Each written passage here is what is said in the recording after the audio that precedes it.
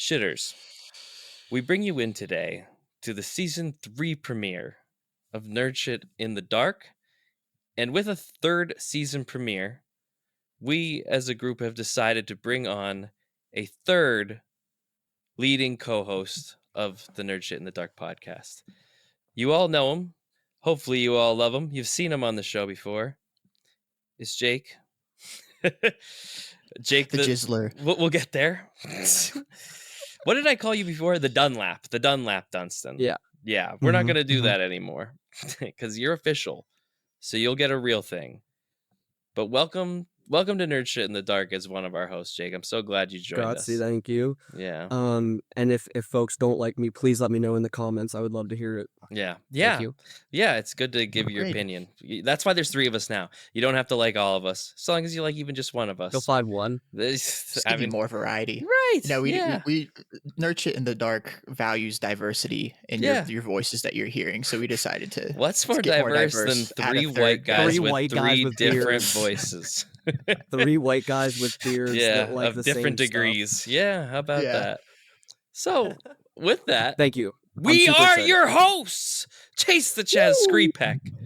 Brady the Brad Nielster. Jake the Jackalope Dunstan. Oh, and we are ready for one of our biggest episodes by far yet. And I couldn't be happier to be joined by everybody who is a lead on this show for this one. You guys have both been telling me for weeks that you have all sorts of things ready to go. And I am just about ready things in the bank to get to that. But I wanted to do something here on this show real quick. Since Jake is joining us for the first time as a main lead, I got you a little gift to say thank you for coming in to help record this shit from time to time.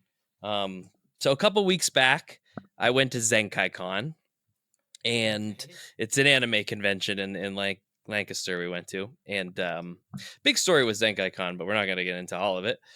But I spent most of my times in the shops, and I ended up I didn't really buy much for myself because I couldn't make my mind up. There was so much, guys. If you've never been to an anime convention, go to one and just that sounds cool. Hit up the shops. But I got you something while I was there, something that I thought you would like as a little thank you to joining on the show, and it's going to become a little something for each of us in time. But for now, you are the first one to receive this gift.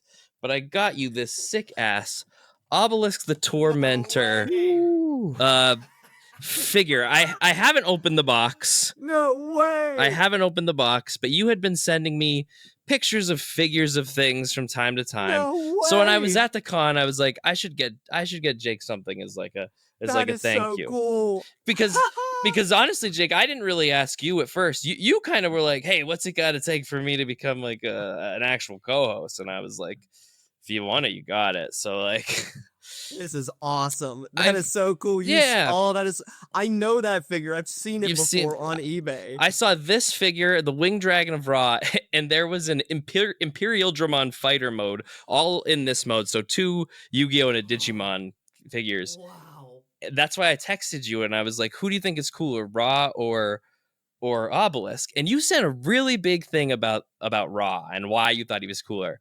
And then you sent me Bakaiba's my favorite. And I was just like, I feel like that's so him telling me he likes Obelisk. Like, Obelisk is his guy. How cool. I got you this. I have been going through it the last few days. This is really bringing me up. Oh my goodness. I haven't taken it out of the box yet, so I don't know how big it is. The box is pretty big. I'm sure the figure's a little smaller than the box is showing it for. But I wanted to gift this to you as a thank you for being so interested just as a shitter in general, but then to be like, I want to do this all the time. So dude, thank you. That is so awesome. I'm gonna put it up here and eventually. Where I can live. My plan is.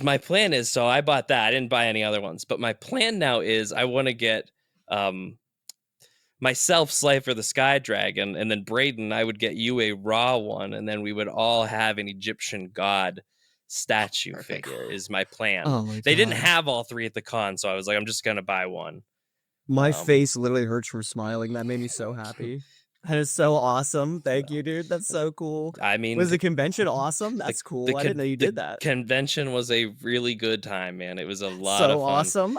We got high as hell, like because I went to ZenGaiCon when I was in high school, like 12th grade. I didn't even drink back then, so like it was fun to like go back all these years later and just be fucking baked out of my gourd the whole time.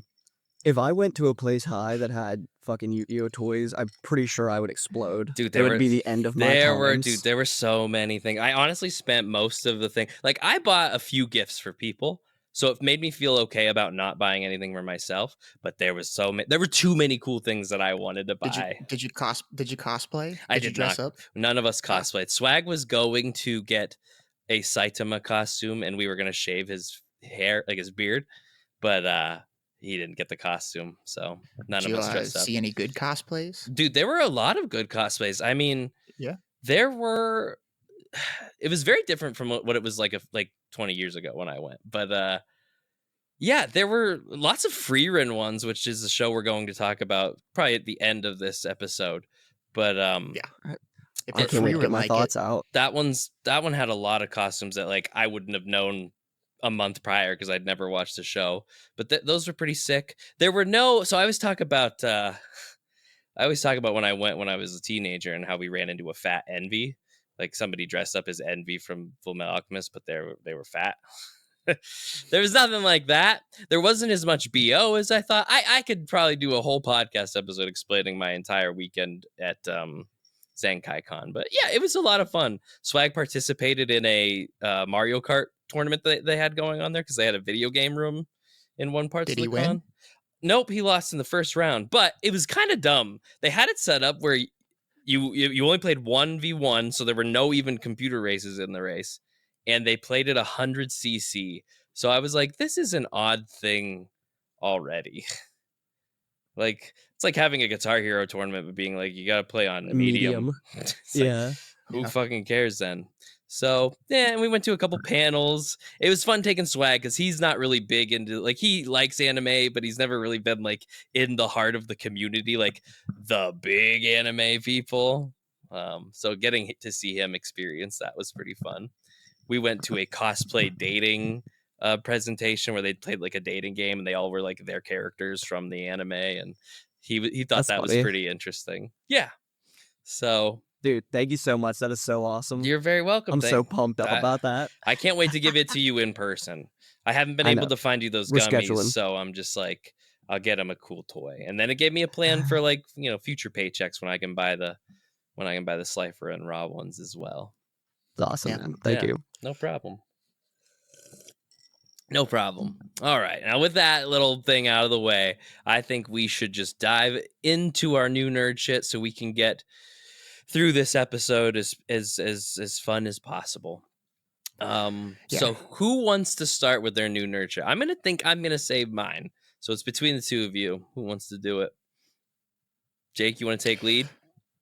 Braden? Oh, rock, paper, scissors. I like that. Oh boy. All right, so I'm going first. Chase has a poor mic situation he's going to have to deal with. Sorry about that you just had I think you punched him like a couple times. Dude, I'm reading this new book series. And if you know me, I put off book series purposefully because you never read. The 3 things on earth that bring me joy. Yeah. Like the big book series, I had to put them off. Yeah. And I needed joy, so I committed. And I started this series, The Bound and the Broken by Ryan Cahill. This is the first book of Blood and Fire. Uh-huh. I think I remember you sending me the cover of this when you got it. I didn't know this. I'm so invested. Yeah? I'm so deep. I'm so deep. It's very it's the first thing I've read since Wheel of Time that I'm like, oh, this has got the vibe. Mm-hmm. It's giving me the feeling. Wow, that's a very special vibe. Yeah. I know, man. I know. It's Wheel of Time and Game of Thrones. That's my comparison. Jeez. That like, and it's definitely derivative. What's that? Lots of incest? Not that I'm aware of yet. But it's the first thing. Well, it's very derivative of Wheel of Time, right? Like you have 3 farm boys that end up leaving, and a mage finds them and takes them away. You know? Oh yeah, that's pretty spot on. It's very spot on, but it's so similar to like what happened to us. Yeah. the first 150 pages is just in their hometown, which is again, I think kind of what Wheel of Time does. But I was so invested, like nothing's happening. It's just 3 farm boys like going hunting in the woods essentially. Sure. And I was so invested. And then by the first book, the main character, the small spoiler, he gets a dragon, if you can't tell by the dragon egg. Oh, I on honestly the couldn't cover. tell that's what that pile one of was. bones. It's the whole point Yeah, of I did. That was a series, so it's teardrop-shaped fine. pile of bones. But by the second book, I don't want to get too many spoilers, but by the second book, it develops into like a whole empire with like 55 viewpoints that you're following throughout, and you're invested in all of them. There's not a single character that I'm upset when we get to that character's viewpoint. Wow. And I just love it. I'm so That's invested. important. That's no important. Sansa chapters. That you're never annoyed with a different character. Yeah. That's one thing I Which is- really like about Wheel of Time is like I don't like, but you're right, Braden. There's Sansa in the Game of Thrones, but There's no like seeing that. there's no shitty. Fuck. Yeah. That's Yeah. good. I 'cause don't feel that way at all. It's really cool. I hate when I'm doing Especially- anything and I feel that way.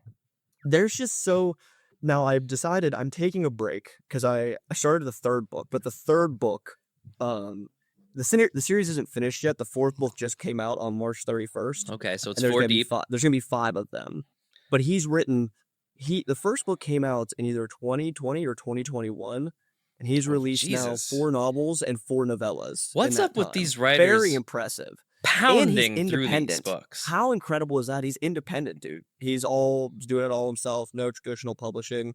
But the third book is a chalk piece. Absolute chalk piece. Oh wow! I think you sent me a So- picture of that too. I fucking love it. Yeah, I'm sure I Use did. that How to many- level a shelf? Yeah, he actually just got a new shelf, a bookshelf We for just got a books new like. bookcase. Oh my Oh, god! that's my little one. I got the big Yeah. boy out in the. That's Yeah. just to show off, dude, in my work meetings. To Yeah, be like, yeah, look yeah. how cool I am. But yeah, I'm actually taking a little break from it because I feel like I'm taking it for granted. Yeah, sure. like, if it's the Which first thing happened that's in the made Wheel you of feel Time this way. too. Yeah. Yeah, that like. and then you came but back the hard. writing is so. It's just good. Like, fuck. I haven't felt Good this way in writing. so long. I haven't felt this way in so long. But I'm like 200 pages into the third book, and we haven't repeated a character viewpoint yet. That's fucking but you know everything that's going on. Like, it's not convoluted. I Mhm. think George R. R. Martin has that problem sometimes. It's why he had to split those last 2 books into 2 different worldviews. You know, Yeah. this guy isn't having to do that right now, and he's not a fucking plot prick like George. So he's gonna finish the series, and the newest one, the ratings on it are bananas. That's Bananas good. high. You needed that. Yes. You needed that after that last book.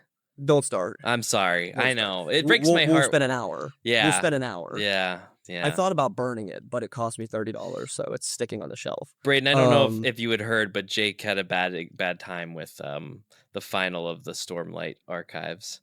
He did not like it. The last book, The- got the last book in the series and it was bad. Yeah. It wasn't bad. It was sacrilege. He should be put in fucking jail for Bad at would least be 2 kind. years. Yeah. He should be allowed to have a pen. It's changed my viewpoint on him as a person. But anyway, Yeah. Sorry, go. So Sorry I to just, take you to I a dark just love place. it. I'm so pumped. I'm pumped, but I am taking a break. So Yeah. I'm 200 pages into the third book, and I'm like, I'm gonna read a quick standalone to take a break to reset from it. hmm Fuck, is it good? You'll love it. It'll be a while till you read it. but I you're gonna do. love it, I do promise. need to like. It'll be a long time. It'll be a long time. It might will a couple be. Years. I've put myself into And a you can deep, borrow all deep, mine by deep then. hole of series now. I that- figure what you'll do, I've already planned this for you, is when the Yeah. 5th one comes out, it's the last book in the series, you can read it then. I You know like what having mean? an 'Cause- entire series to burn through at a time if I Yeah. can. But the 4th one right now, I think it's the highest rated book on Goodreads. Ever? Which is pretty cool. Yeah, I'm pretty sure. It was the last And this time I book just checked. came out. Bigger Yeah. than the Bible. But the problem is, Bigger of than the course, Bible. What that means, the problem is, like, the numbers go down because if you're reading it in the first couple of weeks, it's because you love the series. Do you know what I mean? Yeah. Like, if you're somebody that's reading a book I mean, within the first couple of weeks, it's usually because you love it. Especially when it's enormous. When it's like Yeah. a big ass book. Now, is the Bible on Goodreads? Let's look really I'd be quick. surprised if it wasn't. I wonder what it rates. Well, which version? You know what version, dude. Come on. There's entire apps you can get with the Bible on it. The I'm one, pretty sure there's a Bible the app. one that counts, the one that's the real religion for Earth. I don't know, King and I can't motherfucking look James. Goddamn it up, 'cause I'm definitely LeBron on my work himself. computer. But dude, the newest book is a 4.9 on Goodreads. It's the God highest book on there by a damn. lot. God By a damn. lot. And you've not even Yep. started the fourth book, so you're going into that next one. So I don't know what my excitedly. plan is right now. The third one is rated very highly as well. It's one of Mhm. the higher rated books on Goodreads. Yeah. But again, books do go down over time. Like the last Fourth Wing book was really high the first like 2 weeks, and then it went down quite a bit. Well, just didn't 'cause the more same people thing started to read happen it. with Wind and Truth too? Like it started Not high enough. and then it dropped. I mean, my rating has gone down over time. It's Yeah. down to 1 star. It gets worse the more you think about it. Did you just look at it? Is that what you just did? Like begrudgingly looked at the book? No, there was something going on outside my house. The way you looked as you said that, I was like, man, he hates that book so much. No, I looked because I thought he's giving it Corey the was walking into dagger my eyes. office again. No. But yeah, man, I love it. I'm super excited about it. I would recommend it to people, and I think it's easier to digest than the Wheel of Time too, which is cool, at least at first. So, because I was, you would say that it's a bit derivative of the Wheel of Time for, say, like the basic premise in the first book, but as it branches into the other books, it starts to kind of make itself. The second book, it becomes its own thing. That's exactly that right. is the second book. Fine with me, because I mean, you could say the same thing about Eye of the World. You can say the same thing about Aragon. Like these are books. Everybody says the same thing about the Eye of the World, by the way. Right, and that's okay. I honestly disagree with that, but if you do think that, at least it goes to its own place as they go. Same with Aragon, same with Wheel of Time. So that excites me. It's just a play on the hero's journey. Yeah, so there's really so many ways you can change it. Sorry that it fucking works. Like, yeah, okay, it's good. Yeah, since the Epic of Gilgamesh, pretty much. Yeah, but there is where I realized I had been telling you already that I really liked the first one, but in the second book, 100 pages in, you get put into this completely different part of the country, or the continent rather, and you're getting a whole new viewpoint with all new characters, and I was like enthralled. Which normally that kind of shit pisses me off. Then I'm like, I've already been reading this for 1,000 pages. Why am I getting this like super in depth on this character that I don't know about? That might be. I just get this feeling where I'm like, all the time, and it's annoying. Yeah, this is just gonna be a waste of time. And instead, by the end of it, I'm like, I need more of that character. Like, I need. That's more great. of That's a good way to do it. Yeah, man. It's so good. And the novellas, I just read the second. So I've read 2 books and 2 novellas, and the second novella was fucking good too, man. It's just good. I'm so impressed. These goddamn and I love an novellas. Independent author. Well, that's 100 pages. I think he has them because he wrote them into the main story of the main books and then cut them out. Yeah, well, that's a cool way to do it. Because I've been reading the Sun Eater series. Yes, Sun Eater. And I know that they have novellas, and I'm just like, I don't want to take the time to read them. I just want to read the main books. Because there's already 5 or 6 books, and I'm like, I'm still, working in this, through that. The novellas are they're also very, very small in this, though. So they're like, it took me a day to read one of them. Fair. And then like less than 2 days to read the second one. But I also... I was excited about it too, though, so it was good. He's good, man. He just signed. What's his name? Because Ryan Cahill, Cahill. Hey, Brayden, let's book him. Could you get him on? We can maybe get him. I'll work on it. I've already reached out to my contacts. Okay, on now. Good. Thank you. All right. That I already told him about we have all of our sponsors. I told him about that, so he's got to conform his language to our sponsors. Yeah, big time sponsors here. Saul's Lawn Care. This one's particularly brought to you by Pepperidge Farm. This episode is brought to you by Pepperidge Farm. Spirit Airlines. Totally. Yep. So you don't get to a season 3 without a few sponsors coming on. No doubt. No way. But he signed a 7-figure book deal, which is pretty cool as an independent guy. Yeah. Pretty cool. Anyway, that's what I have going on, and I love it.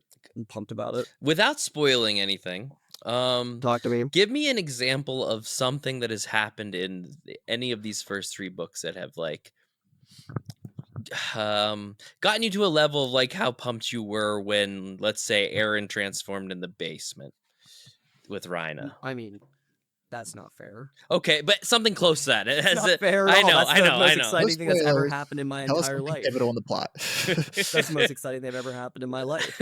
Something that. So it's hard not to spoil anything with that. Yeah. Because I but there wanna- are so as it's going right now, there's where it develops into its own plot that's really good is Mhm. that there is like these boys start off in this little farm town in the south of this continent, and there is an overarching empire that's happening, and you get a big backstory on that, on who's running that empire. Do characters die? Yeah, a lot of them. Say a lot of cool people are character dying. death. You don't have to say what character it is or when they die I or don't how know they that the die. character deaths are necessarily cool. It's just Oh. that I appreciate that it's realistic, right? Like not everybody's making it through. Mhm. You They know, die of But- dysentery or something. oh, I mean they're dying in war. It's all in Yeah. war. Oh. But the continent, the empire, has a dragon guard.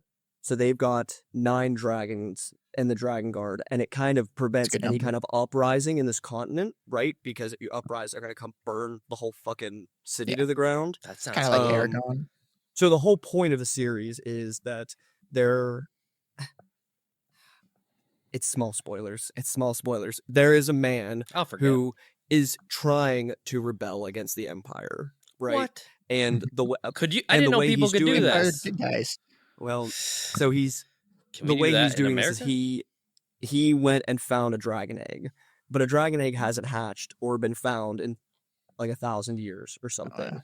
So he goes and finds a dragon egg, Yeah. and our main character is bonded to this dragon, and that's how our rebellion's Can he do magic because happening. of the dragon? Of course, Can he Yeah. communicate with the dragon through their mind? every dragon book can. Yeah. Yeah. That's part of the gig.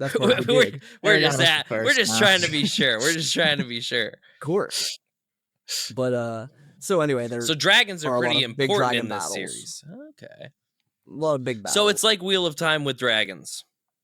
Yeah, but where the That's Game sick. of Thrones part is like the empire politic aspect that I don't think you quite get as much in Wheel of Time. Yeah. I think there's a lot It's of it, certainly but not there. to this not to this scale. It just feels very big. Mhm. That's the best way I can put it. That's what got me into Game of Thrones was the intrigue, the political intrigue. I was a sophomore in high school, and I was like, I really want a good series with like some good political intrigue. And then Game of Thrones was on, and I'm like, maybe that's one. It's caught me in the boobs. And you'd say that's in these books as well. That is promising. I love, you know what my favorite thing about art is taking something, making it just better. Not better, but Well, maybe newer again and again. I and would again say though, Wheel of like Time you did that said, with Lord of the this- Rings, and The that's what I've second heard the book, though, if you- Stormlight archives are like for those 2000s age. And now you're telling me there's this other author who's taken some of the greats and now made them improved upon and something Yeah. new. I love And that. I only have hope that it's Sorry going if that to was keep getting nonsense. better, right? No, it's true because then the second book is such a leap up. You know what I mean? Into his own thing. I love that when a have- second book just kicks it up. Yeah, that I think also as we go, it's just going to become more and more its own thing. It's cool. I'm a big fan. You've got me interested, Jake.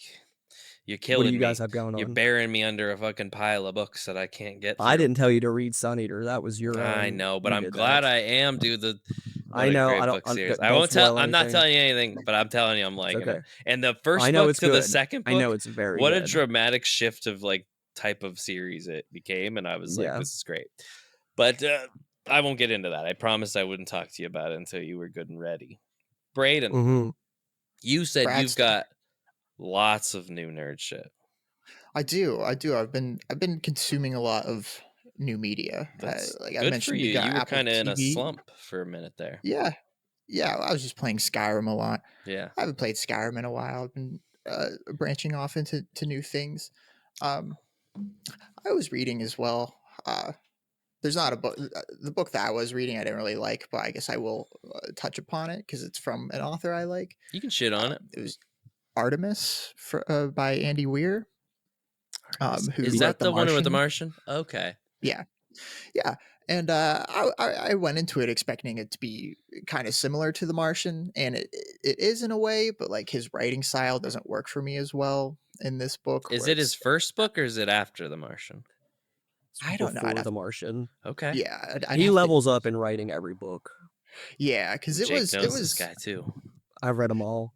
like it wasn't 'Cause his it newest wasn't book? bad. His haven't- newest book. This is Oh, my boy. second book from him that I've read. Did and you it read The wasn't Martian? bad.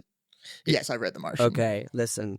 Okay, sorry. You go ahead and talk about Artemis, and I have other think that things was to the say. issues that I was comparing it to The Martian, and I was expecting it to like make me laugh like The Martian did, and like the humor didn't work as well for me, where it was like very I don't know, not cringy, but just like It's like schoolgirl, like kind of like 12-year-old. yeah, It's not good. It's like a little cringy. I'm a badass boss bitch. Oh, okay. Hold on. Before you go any further, what is this about? What is this book about? It takes place on the moon, on a Oh, moon colony. so You first know, they there's went to all the moon, kinds they of went to Mars. yeah, there's like a corporation or something that runs the moon. It's the main character is this woman who was Ugh. born and raised on the moon. The moon base is called Artemis. That's why it's called Artemis. Okay. Yeah, and she like is a smuggler slash courier, and is trying to save up enough money to like get a place of her own on the moon.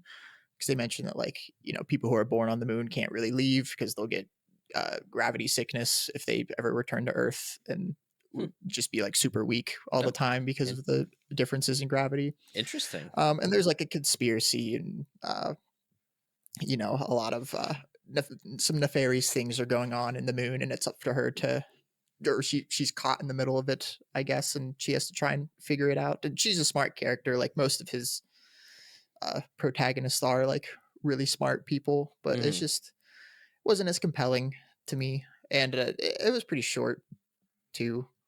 Like I couldn't believe I was already almost done with the book, and it didn't feel like a lot of like super interesting stuff happened. But I remember we looked up the page count of it when we were at the Valentine's Day thing. And I remember thinking it wasn't, that relatively. We had just read all of Aragon, so I was like, this is a relatively smaller book. Yeah, like nothing against the book. Like I think there are people who enjoy this book and would like it. It just was not very good for me. Comparing it to The Martian and stuff, like I definitely would read this one first. You'd probably enjoy it more. I understand expecting to like something more and just hearing that something's really great, and then you watch it and you're just like, yeah, I mean, it's fine. I think my high expectations were the issue there, not necessarily the writing style of the book. Yeah. No, that writing's ass. And that I was like, Jake, that writing's ass. But on a positive note, Chase and I have been talking about reading a standalone together to review, and that's been my planned book. Is his newest one, the Project Hail Mary book. So this I've already read it, but it's been a few years, so I want to reread it. You say that one's better. I also think it makes The Martian look like trash. They're also making it into a movie. So his newest book, Project Hail Mary, they're making it into a movie. I think they've already casted for it too. So you were thinking about making that be like our combined book read? Yeah. Yep. I think so. I'll You'll like it. It's really good. What's it called again? One more time. Project Hail Mary. Project Hail Mary. I might text you later in the week because I'm going to see if the library has it. It says it's coming out next year. I gotta finish some book. How new is it? When it's did it just come a out? standalone. I thought you read it though. No, the movie. The movie is coming out next year. Oh, okay. Yeah. Yeah, when the book came out in 2021. Okay. Good Man, year. is it good? I love a good, great year. Great year. I love having one book to read. That's an easy thing to like set aside and do. Yeah. Especially with all these series on my. That was the idea, right? Yeah. So I'll look out for that. Is that how big would you say that book is? The Project Hail Mary. He's checking, folks. He's going to take a look. Oh, he has it. Approximately this big. Okay, it's approximately this large. That's an average size book. It's approximately that large. What are we saying here? 300, 400 one of the pages? I think 450 450 one of the mid-sized Harry Potter book length level. Damn, I'm a beast at this shit. You think I read books a lot? What is it? 454. 454? I fuck with that. It's a little bit more than that. I'll look around. Actually, 470. And it doesn't have to be an immediate thing you do. It was just an idea that we could talk about the same book. It's nice to have something in the pipeline. Especially, I like when I hear things are good. It makes me. They have want to Gosling jump on cast in it, so they must have a big ass budget. Jeez. Yeah, interesting. Ryan Gosling, can't go wrong with that guy. I don't know that I agree with him as the I'd have to read the is book. like if he'll, yeah, but still. But Jake, He's you've still read. sci-fi, right? He's done sci-fi stuff before. Oh, is Yeah, it more it's sci-fi than yeah, it is? it's absolutely sci-fi. Okay. Yeah, Blade Runner. He was good in that. So Jake, Yeah, good point. you've Different read type of character. you've but- read this book that Braden is talking about. You think it's ass? You think you don't like it either? Yeah. Yeah. Okay. To be honest, I did But not I also finish it. didn't like The Martian that much. So that's also like I might not be the best guy to rate this guy's books, think but I like- think it's because I read this first. Okay. And this is so Yeah, if you read the good. best first, they can only get I think that worse. was the problem, is I was expecting The Martian to be a little bit different. I think Yeah. one of my You know? like the two things I liked the best about The Martian were the humor and then the hard science scenes. Like there's a lot of like really good like science concepts in there that seemed like they were pretty realistic, or they actually tried to like explain the idea of the science behind it and like how he's surviving. Mm-hmm. And there is that a little bit with Artemis and just like how living on the moon would be like, but there's a lot less like scientific problem solving, if that Mhm. makes sense. I mean, there still is scientific problem solving, but it's just not as clever or like as well executed. Yeah. And it's like more in terms of like her surviving a conspiracy and not in like an actual survival situation of like what would you do in this environment. Yeah. So when you would go to pick this book up, Braden, were you like excited to read another chapter, or did it feel like you just had to get done with the book? It felt kind of like I was just going through the motions with it. Like Yeah. I was just finishing it just to say I finished the book. How long did it take you to read this 300 something page Not book? when I actually like picked it up and read it. It's not a long read at Mhm. all. Like it's a Yeah. pretty skinny book. Yeah. But like it took me like a couple of weeks to actually finish See, it. Just that's from, what like, I'm saying. Like a book that you probably could Yeah. just pound. Fair enough. Ooh. Yeah, because I pounded Aragon. I Yeah. pounded Eldest. Mm-hmm. Really pounded Brissinger. Pounded the hell out of Brissinger. Yeah. Brisinger's great. Yeah. This man's back's gonna hurt with all that pounding he's It's doing. Tell you so what, throw it much out, yeah. pounding. So much pounding. But believe it or not, Where's the believe it time or for not, your Artemis girlfriend? isn't. Yeah, Artemis isn't what I wanted to talk about, but that was a book that I wanted to Ooh, mention. And okay. I figured that was a good thing to talk First about. She since mentioned. First shit we're talk of the talking about season.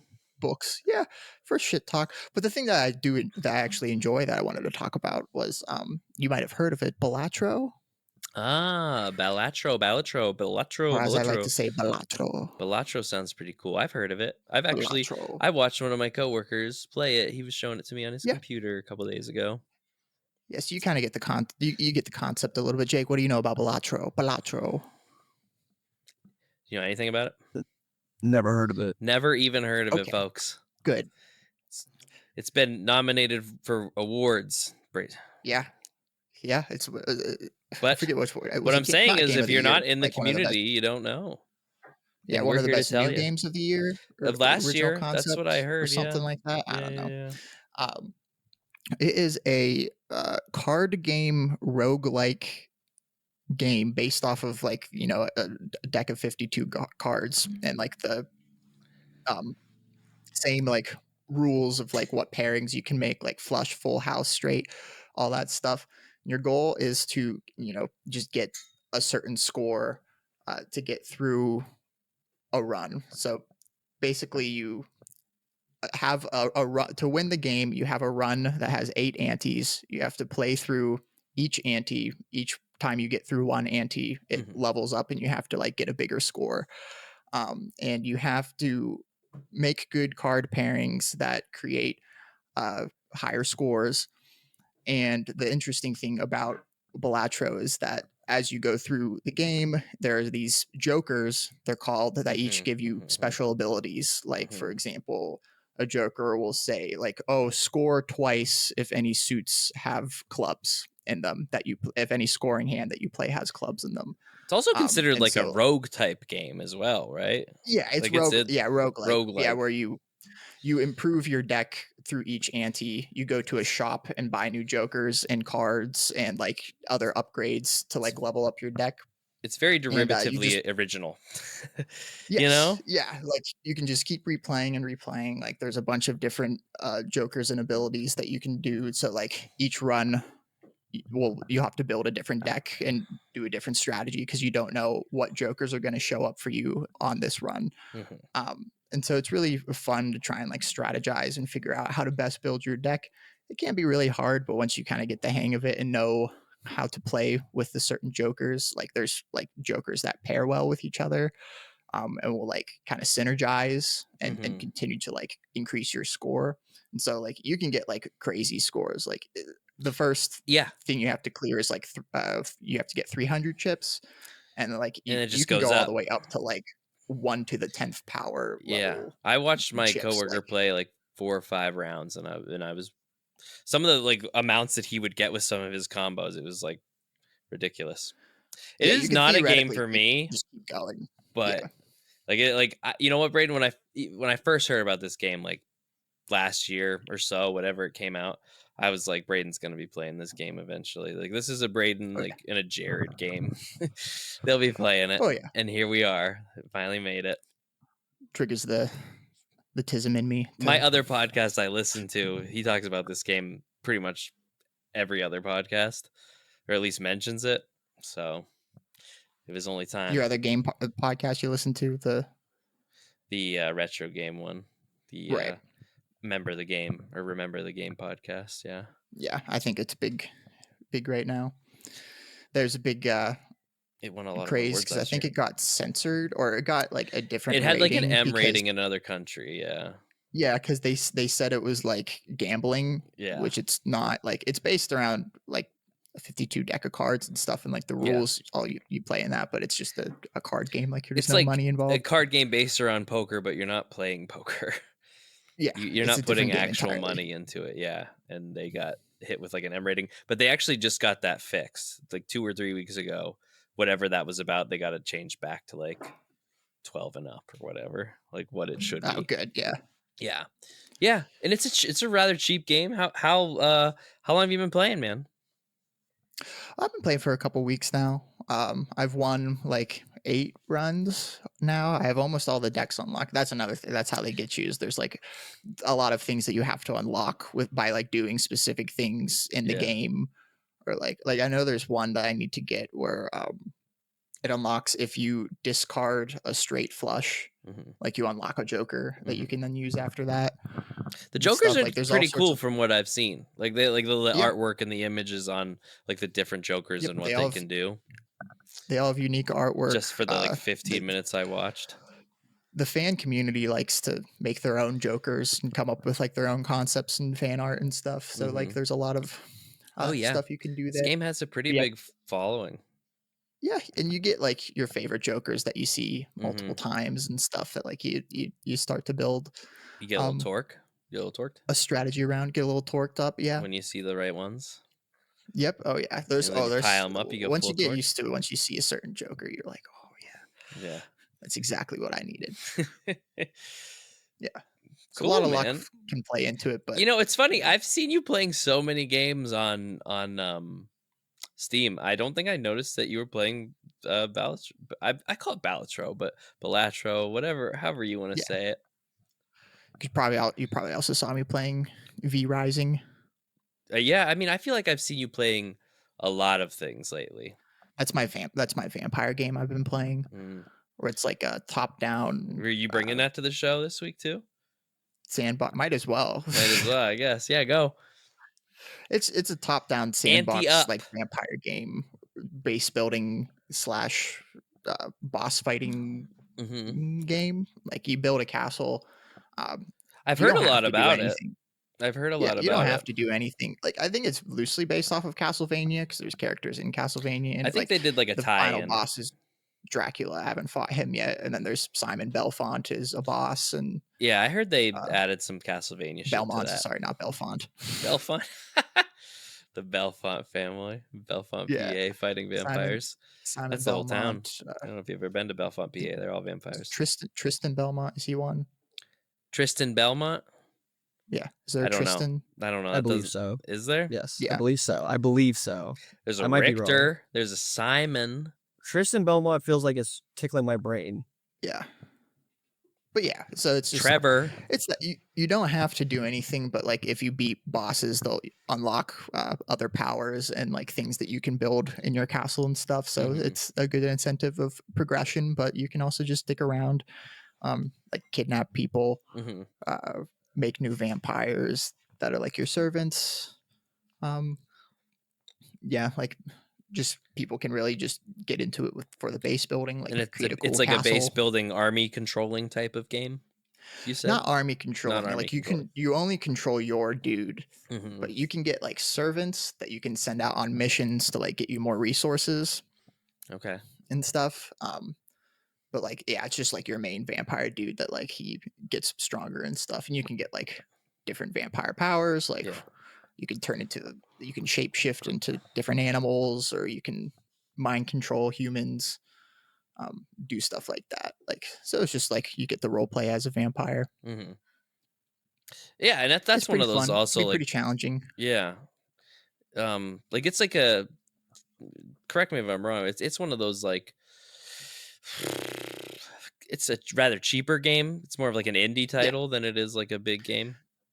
It is, yeah. And you can play it with, I think it's meant to be played with multiple people. I just play on a server by myself, but like you can have multiple people in the same castle and stuff, and you can do like PvP stuff with like other vampires on servers, which I don't do that because I'm antisocial with games.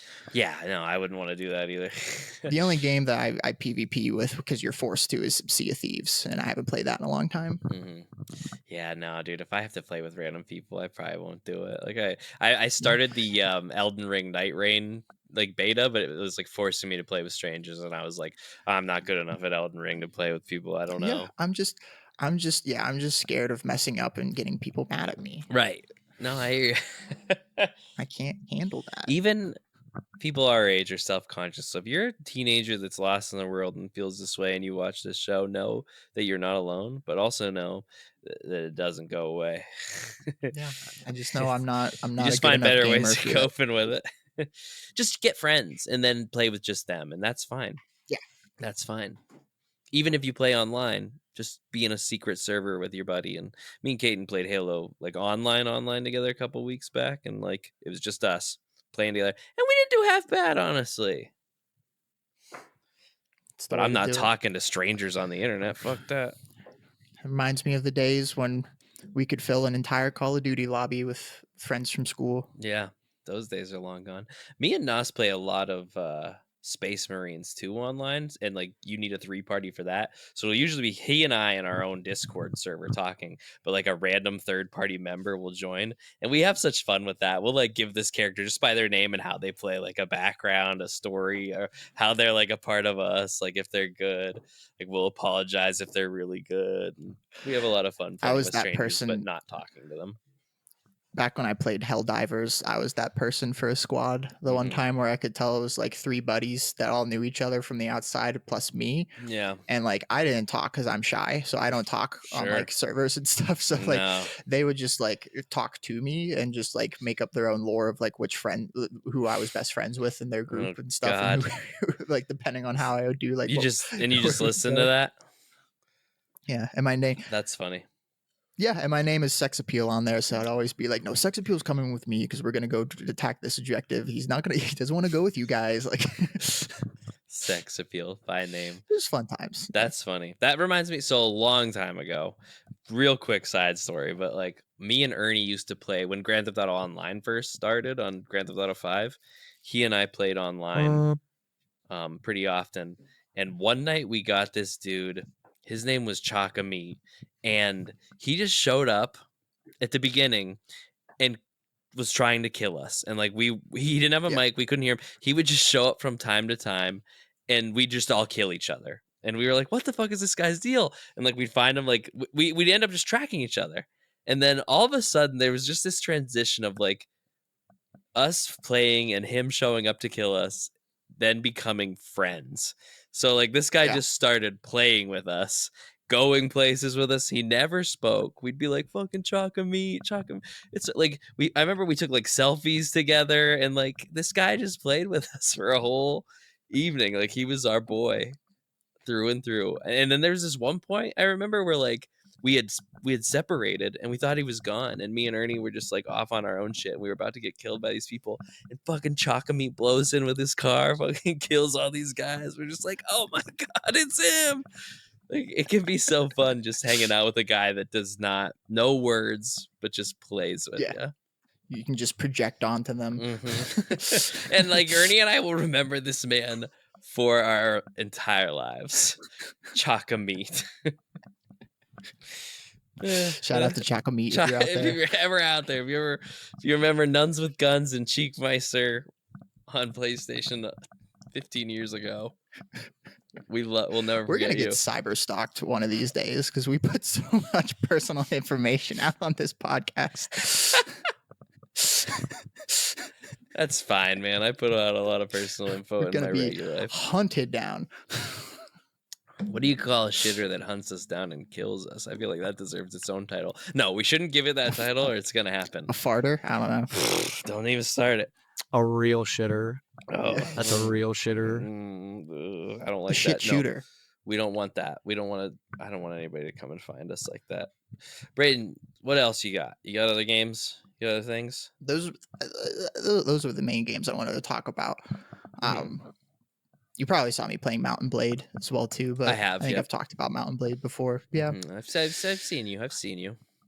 It's one of those games I like to restart every now and then and try to see if I'm better at it, and I'm not. It's good though to do that, dude. It's good though to do that. Actually, one of the games I'm talking about tonight is a little like that.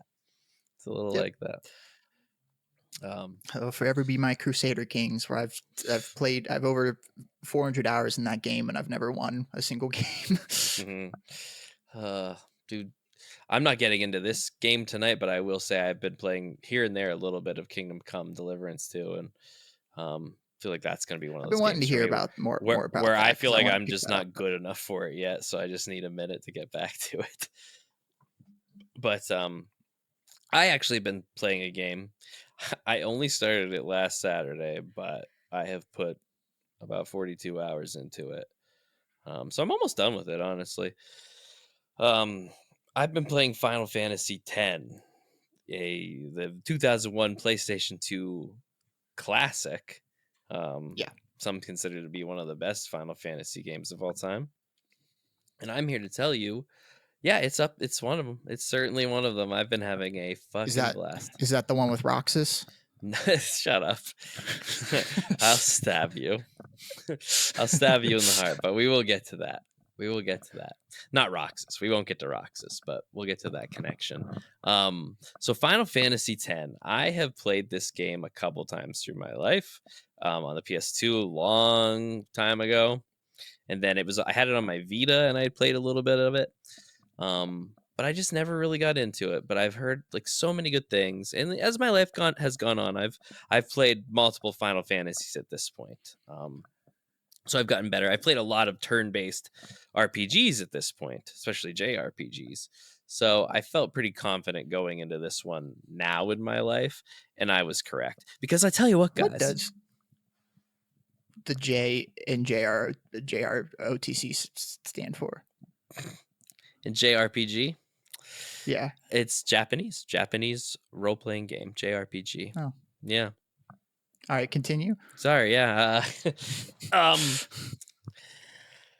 I had been having a little trouble for the past few weeks. I wanted to play video games, but I just could not get into one. You know what I mean? I was playing Kingdom Come Deliverance. I was playing something else back then. Oh, I mean, I got into Avowed pretty well, but like I was wrapping that up, so that was pretty much done. I started playing the newest game. I thought I was going to talk about this game tonight. It's called Visions of Mana in the Of Mana series. Yeah. It's pretty good, but I just was not. That's more of an action RPG. And I just wasn't feeling. I couldn't decide. Like I started Mass Effect a little more, and I was, having fun with that. But I was like, I'm not sinking my teeth into any of this. And finally, I was like, I want to play a turn-based RPG. That's what I'm in the mood for. There's a really cool one that I'm taking work off to play at the end of the month that's coming out. So like I want to dust off my turn-based RPG a bit. And I had bought 10 on a Steam sale years ago. It just has been sitting for so long, and finally I was like, let's go. I'm gonna do this. And boys, let me tell you what. This hit my fix that I need. This was the game that I needed to start playing, that I was like, yep, I'm gonna, any free time, I'm gonna fucking play this game because I'm having so much fun. Because I love Final Fantasy. The Final Fantasy series is one of my favorite series of all time. I mean, Kingdom Hearts is a love child of Final Fantasy, and my son is named after that. So like the company Square Enix, Squaresoft, what they've been, or ever, they've had me by the balls my entire life for as long as I can remember. And it's just shit I like. But I had always put off 10, and I just was like, let's do it. Let's go. And let me tell you, there are things about this game. It's a PS2 game, dude. It's got some PS2-age that, take a little getting used to again. When you start, you're just like torquage. Like the way you walk around, like you're not in control of the camera, so you're just in these places, and like you get so far, and then the camera will just change direction. You used to see it in these older games a lot. At first, it was a little jarring. I'm rather used to it now, but like that took a second to get used to, because the other Final Fantasy games I play are either like behind the back running and you have control of the camera, or those over the top Super Nintendo RPGs. So like this one just plays very different right out the gate. One thing that got me, oh my God, I'm going to get the negatives out of the way first before I get into so many positives. So on the controller, this is just how this game controls. You accept things with B, and you like decline things with A. And like you could remap your controller, but the game will still tell you like the button as it is programmed into the game, because it's from 2001 and it doesn't have, updated computer fucking ways to play.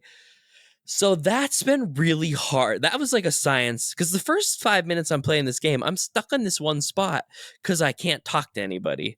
And I'm like, where am I supposed to go? What am I supposed to do? Finally, I hit B like next to somebody, and I realize very quick, oh God, this is going to be all different. And it's because it was like a PlayStation 2 controller when it came out. So like that's O. Like, on PlayStation, it's like, yeah, O might as well be the A, but like who knows when that was the case. A little more now. X is kind of the A in PlayStation, but back then they were still experimenting. B being accepting, so you literally have to teach yourself a different language for video game playing to do that for an entire 40-something hours I've put into this game.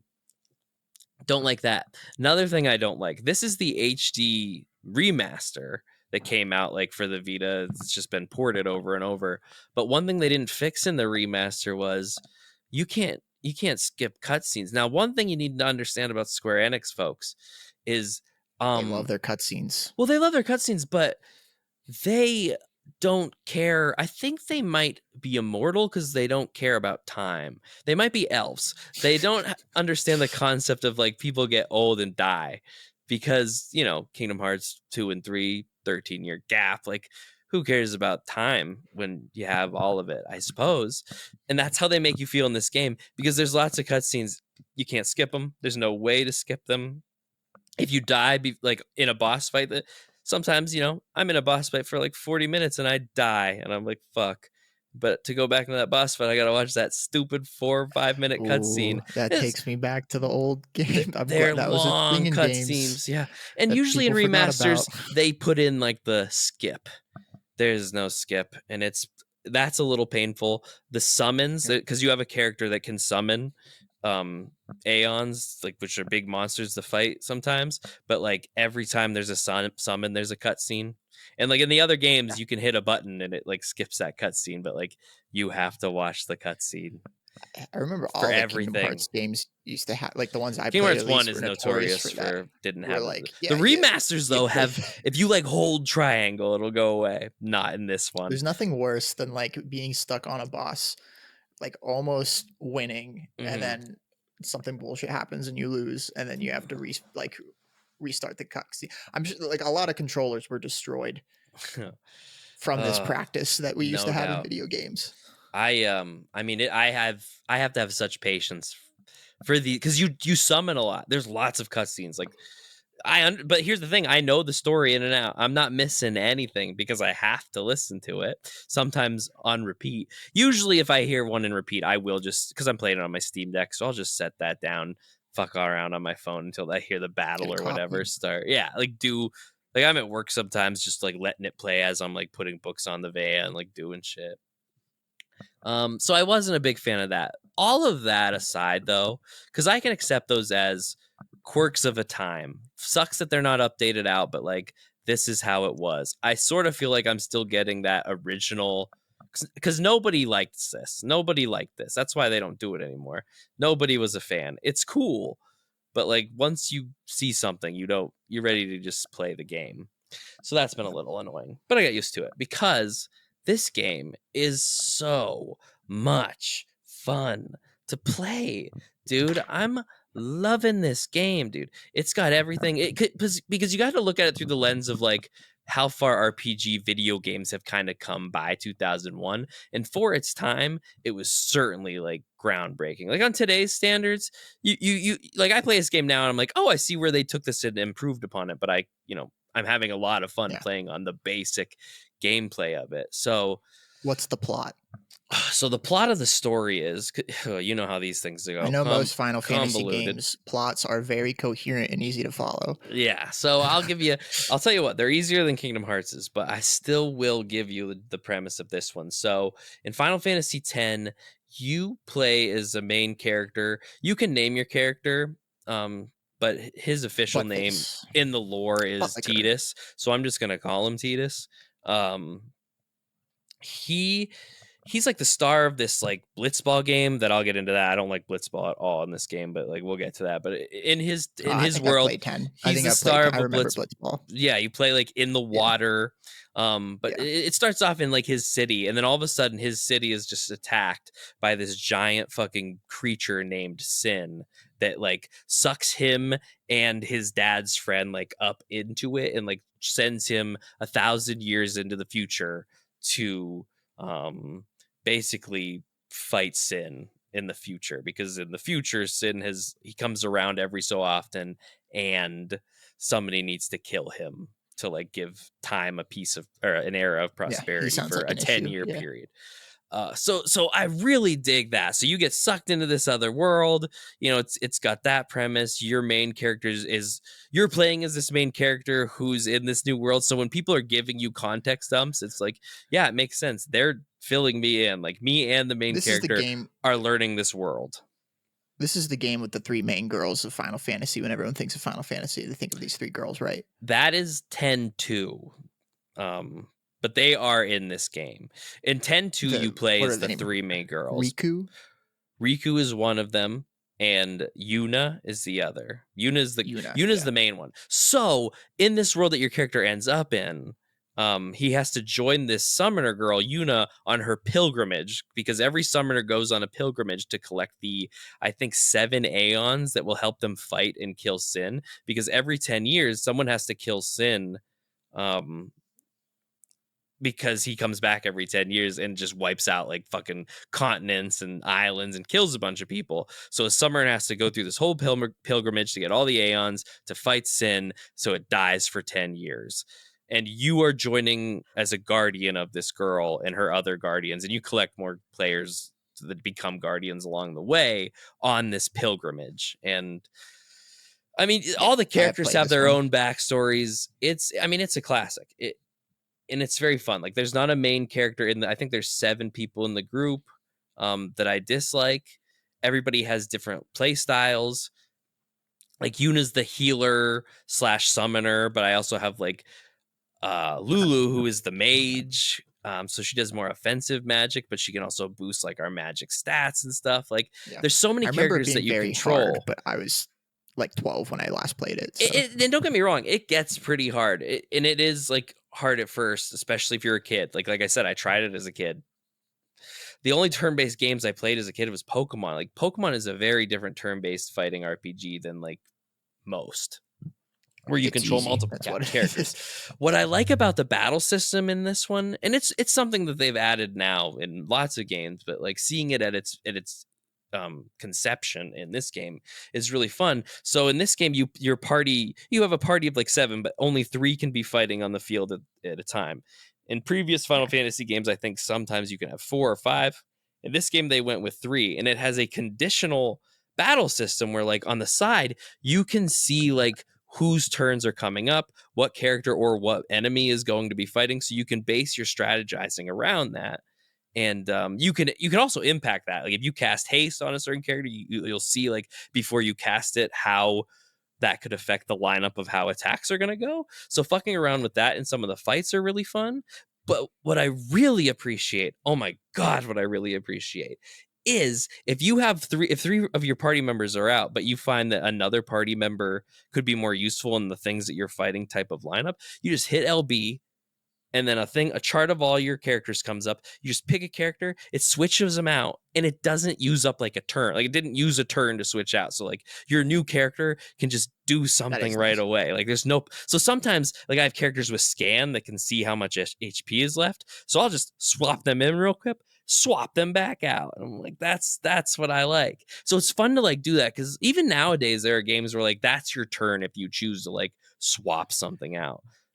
But having that not be a thing, it makes it, because it's a very redundant game. You're running, there's random encounters, so you're just running through fields and you get attacked. And I'll admit, you get attacked pretty often. You kind of know, if you see how far you've got between you and a save point and you can tell distance, you're like, I'll probably get 2 or 3 fights before I get to that part, and you're usually Isn't right. that kind of a feature of those JRPGs though? Because that's how you get stronger. Random like you need a ton of experience, right? So. And you can run. One of your characters knows flee pretty early on, so you can just fucking dip. But you're better off not, because you want to just keep fighting.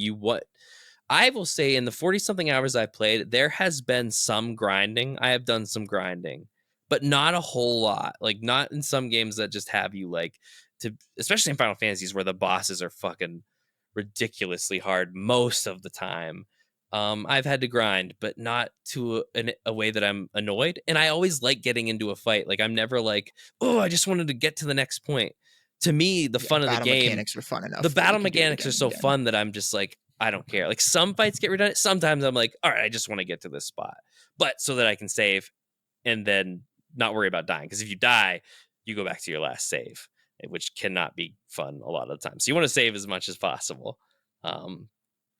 But fuck, it's so that alone is a lot of fun. You also like do, every time you go to where one of these aeons that the girl has to like get, you have to do like trials. So that's kind of fun. I'm not really a big puzzle player. I will say when I'm playing a JRPG, this is like the last thing I want to do, but they do make them fun. You go into they're real quick. There's usually just 3 levels of like little brain busters as you like move things around to like make certain Legend things. of Zelda type stuff. Sure. In a very RPG type of way. I'd rather not do them, but I will say each and every one of them has been fun. Each and every one of them has been challenging, and none of them, even though there were times I wanted to, I had no reason to like look up a way to like solve. I was just like, no, I'm going to figure this out, even if I feel so stupid by the end of it. So that's been fun. And I'd say that's my least favorite part of like the gameplay of the game, and I'm still having fun. So yeah, I understand why it's known as like one of the big, really important Final Fantasy games, because though it is convoluted, there's a lot of heart, there's a lot of good music, and it's just really fun to play. And it was the first Final Fantasy game with like cutscenes of like voice acting. So that's fun, even though some of the voice acting is like all right by today's standards, but yeah, it's more like them working with the CGI of the time, like the graphics, because the graphics are good. I spent probably 200 hours of my life watching my cousin play that game when I was a little kid. Fuck, like I thought it was the coolest game in the world. Wow, but I was like, it's pretty good. 8. Yeah, you know what I mean. I was like 7 or 8 watching him play it. But you watched him play a lot. I bet the story when you were that old was like, what is happening? I had no idea what the fuck was going on. But the cutscenes to me were like the coolest thing in the world. Oh yeah, you know what I mean? Every once in a while it throws in like that high quality, like they put a budget into the cutscene. Like it's usually like PS2 looking, but every once in a while they're like, here's a fucking anime movie. I know it was a very expensive game at the time. Oh yeah, when they made it, it was a very expensive game. Final Fantasy by 10, they had quite the budget. That was the game where whenever me and Haley Hartman would hang out when we were like 8 years old, she had a PlayStation, and that's what she loved Final Fantasy. So we would play Final Fantasy X the whole time. Well, she would play and I would watch her because she was better at those games than I was, and I'm still not good at those games. They're not good games to just like, here, hand you the controller in the middle of my play and just start playing. Like, you have to know the enemies, you have to know what you're doing, you have to know that B is A and A is B. Very difficult part. Like, don't you have to win the blitzball match? You actually don't have to win, but you have to play, and let me tell you, and you can play more often. I didn't even get into that. What kept me away from replaying this game for the past 10 or so years is I was like, that fucking ball shit was ridiculous. It's just a sport. Very Chase. Very Chase statement. I did not like it at all, and I didn't like playing it this time around either, but it was only the one time, and I was like, I'm never doing that again. Like, if it's one of those things where you can lose, but like you feel bad if you do lose. Here's the thing, though, for the game, especially at the time it came out, that is a great like just side. Like, this game has a lot of like extra shit in it. Blitzball is one of them, and that's good for them. I hate it, but for the people that liked Blitzball, power to them, because I hated it. They tried doing something different. It's in my memory though. The thing I have to say about Final Fantasy, they are all different. Like, every Final Fantasy game is basically, like, gameplay mechanic wise different anymore. Like, Final Fantasy X is the last one that's like this traditional RPG style of RPG. And they're not all turn-based, right? Like, they're not all in the same world. Like, they're all different stories. Only the ones that have some like of them are connected. 10-2 is a sequel to 10, and like 13 has 2 and 13-2, 3 or 13-3. Like, if they give a certain number a sequel number, that's in the same world, but typically they're all in different, but connected by like little things like the summons and like the crystals and shit like that. Final Fantasy is a great series, and I've played a number of these games at this point. But I'm so glad I'm putting the work into this one. I'm almost done. I'm on the last section, which is like inside of Sin, and there's a couple bosses I have to fight, but yeah, I would so love to play it, man. I've thought about it for so long because I watched. It's your memory, as like a small child, being like, well, I just never could do that. Mm-hmm. I remember him fighting Sin for days. I'd go over there for days. Oh, like, we wake up. I'd have to go home and go to fights. bed, and then the next morning I'd be like, all right, you got to drive me over there so we can fight Sin. Yeah. You know what I mean? Oh yeah, I could see being a kid vividly. and being like, I gotta see this shit. Like, this is insane. insane. Well, he was only 3 years older than me, so he was like 10 or 11 doing it. Sin. You know what I mean? It was awesome. Yeah, I do remember having to watch the Sin cutscene a bunch of times because I would go over to I'm so glad you guys both have like an idea of this game. It was such a big game back then, man. Yeah, like, when it came out, it was huge. It was very huge. It was. I mean, I truly think the success of Final Fantasy X is why Kingdom Hearts got to be even released. Like, they were just like, all right, go ahead. The Final Fantasy series in general, but because 10 worked so well, a lot of the characters look like characters in Kingdom Hearts. There are characters from Final Fantasy X. Tetsuya Nomura is the character designer for Final Fantasy X, and he's the director of Kingdom Hearts. So like Riku being like even names, Tidus and Waka are in Kingdom Hearts. Like, they're like kids, but it's them. Yeah. You know. What doesn't Yuna kind of look like? What's her face? The Sora's crush. Kairi? Kairi? No, not really. I always thought that they were the same person or related. Yuna's whole thing. When I was young, I don't get why she has 2 different colored eyes. That they've never even talked about that. It's just something that's there. I'm like, all right. I thought by now I'd know why her eyes were that way, but we're near the end of the game and I haven't learned it yet, so we'll see. But but no, I mean they're all designed by the same guy, so that's why they all look alike. And there is no Kingdom Hearts, which is like my favorite thing, without this game. And I'm so glad that I finally gave this game a shot, because I'm such a big Final Fantasy fan that I felt like I was missing out on this really, really good one. And it's cool seeing like scenes that I know about because I'm a part of this world and culture play out and see like them in context and stuff. Like, it's been a really fun time. Hard. There's been a lot of yelling. There's been a lot of raging. Not as bad as you'd think. It's kind of good though. things get hard, but things Passion, buddy. still don't take me. Passion. I didn't die for the longest time, which I was feeling really good about. And then, I've started dying, but it's still not a lot to every single boss. Like Final Fantasy bosses can be ridiculously hard, and this one It is morale no crushing exception. once you get to that boss of that wall. The wall keeps getting higher. Especially when it's such a big wall. I had this boss, he just kept healing himself earlier. Like I couldn't do enough damage, and he'd always heal himself. And I was just, what am I going to do? So I'd go and grind a little. I started cooking up a strategy. And that's the beauty of this game. It lets you kind of cook up how you want to do it. Because I almost forgot, the thing I like the most about this game is the way, like, you level up in the game, like, as you fight things. But your level just gives you, like, numbers that you can use to go on this sphere grid that allows you to pick, like, how you want to follow the grid to give it's like perk points and ability points. And you have 7 characters to just like, pork points that you can just, design any way you want. And some of them have like spheres that allow you to borrow abilities from some of the other members.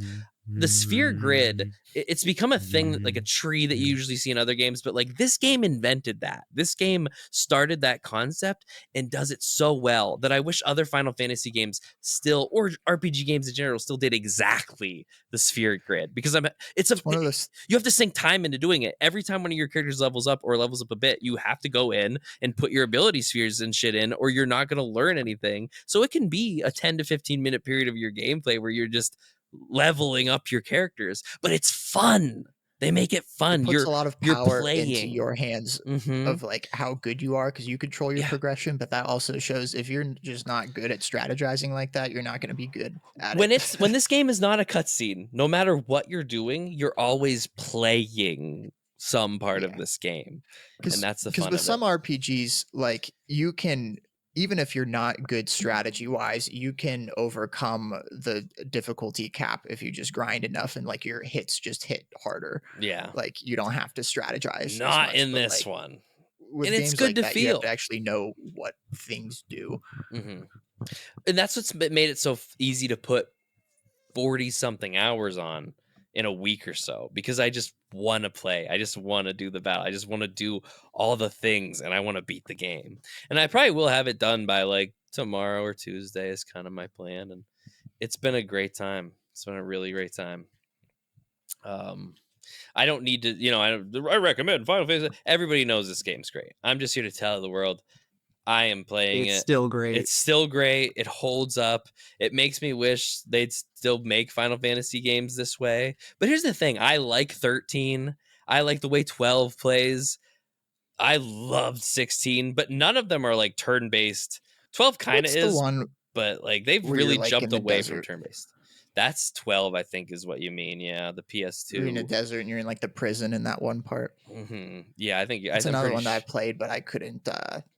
It's got a very unique, and that's the thing though. The Final Fantasy team, Square, every time they put out a new Final Fantasy game, they're at least like, I'd like them to go back to more turn-based stuff, but like they're experimenting. They're doing their own thing. That's the one I remember they made a big deal because it was the first Final Fantasy game where like the random encounters you could like see, like it was actually like monsters that were just out there. Yes, or, like, if yes, they in ran 12. Into you. Yep. That's what it started. Like, which is cool. That's like which such a basic thing now in games, but like that was like a big thing. But at the time, it was for Final Fantasy. Yeah, absolutely. For Final Fantasy. Yeah. And 16 plays more like a Devil May Cry or like a Kingdom Hearts game. I still had a fucking blast. Like, but I would really like that company to be like, Final Fantasy 17, we're going back to like this battle system, because I like stuff, I like that. Turn-based. I do. But here's the thing, there's 1,000 of them. There's one I'm waiting to play at the end of this month. There's another one coming out at the end of the year. I'm excited. There's tons of them. I get why the Final Fantasy people are like, we want to experiment, but man, we've already mastered that field. Yeah. Like even Persona 5 like has like a twist on turn-based stuff, but that's it's the still thing. Turn-based. Yeah. So like there's things to scratch that itch, but I'm glad I finally put the work into this one. I'll probably take a little break on Final Fantasy again. I always do after I finish one, but I'm always pleased every time I do.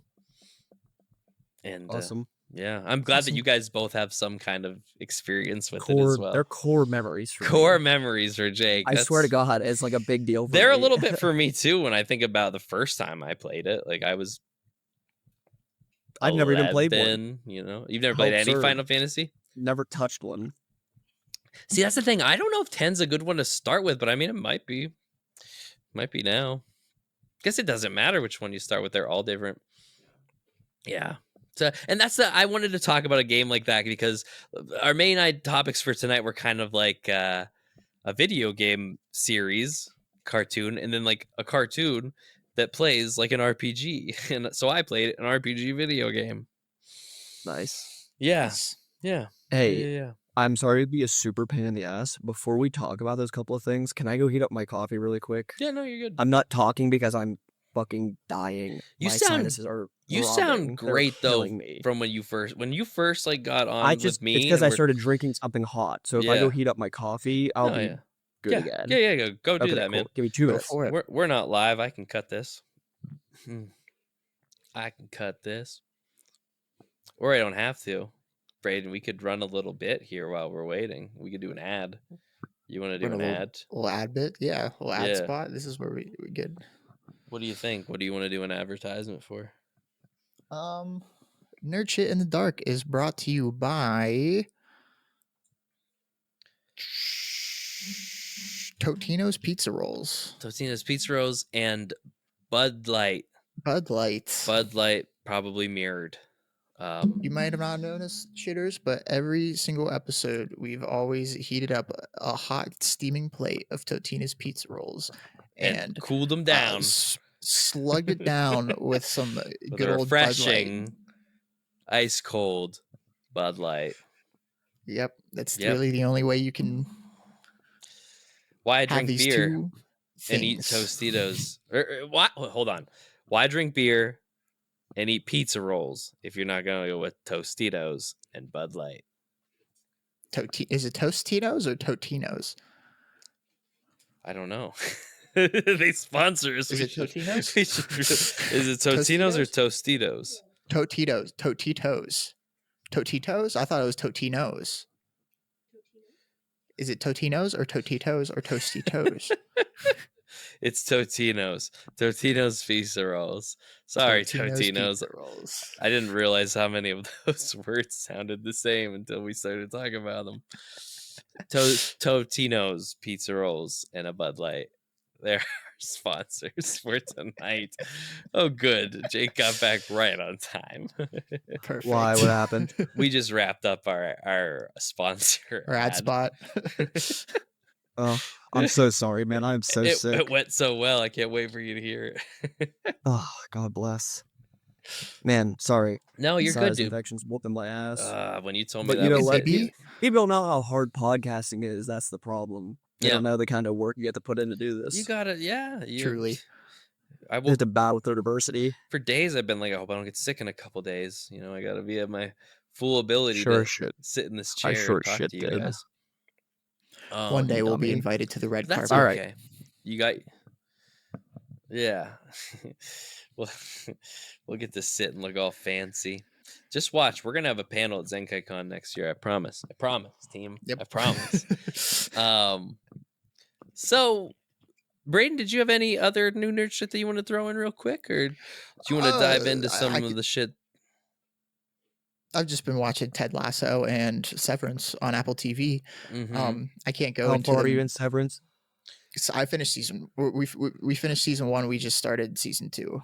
Nice. I've heard Severance has already been covered, but it's good.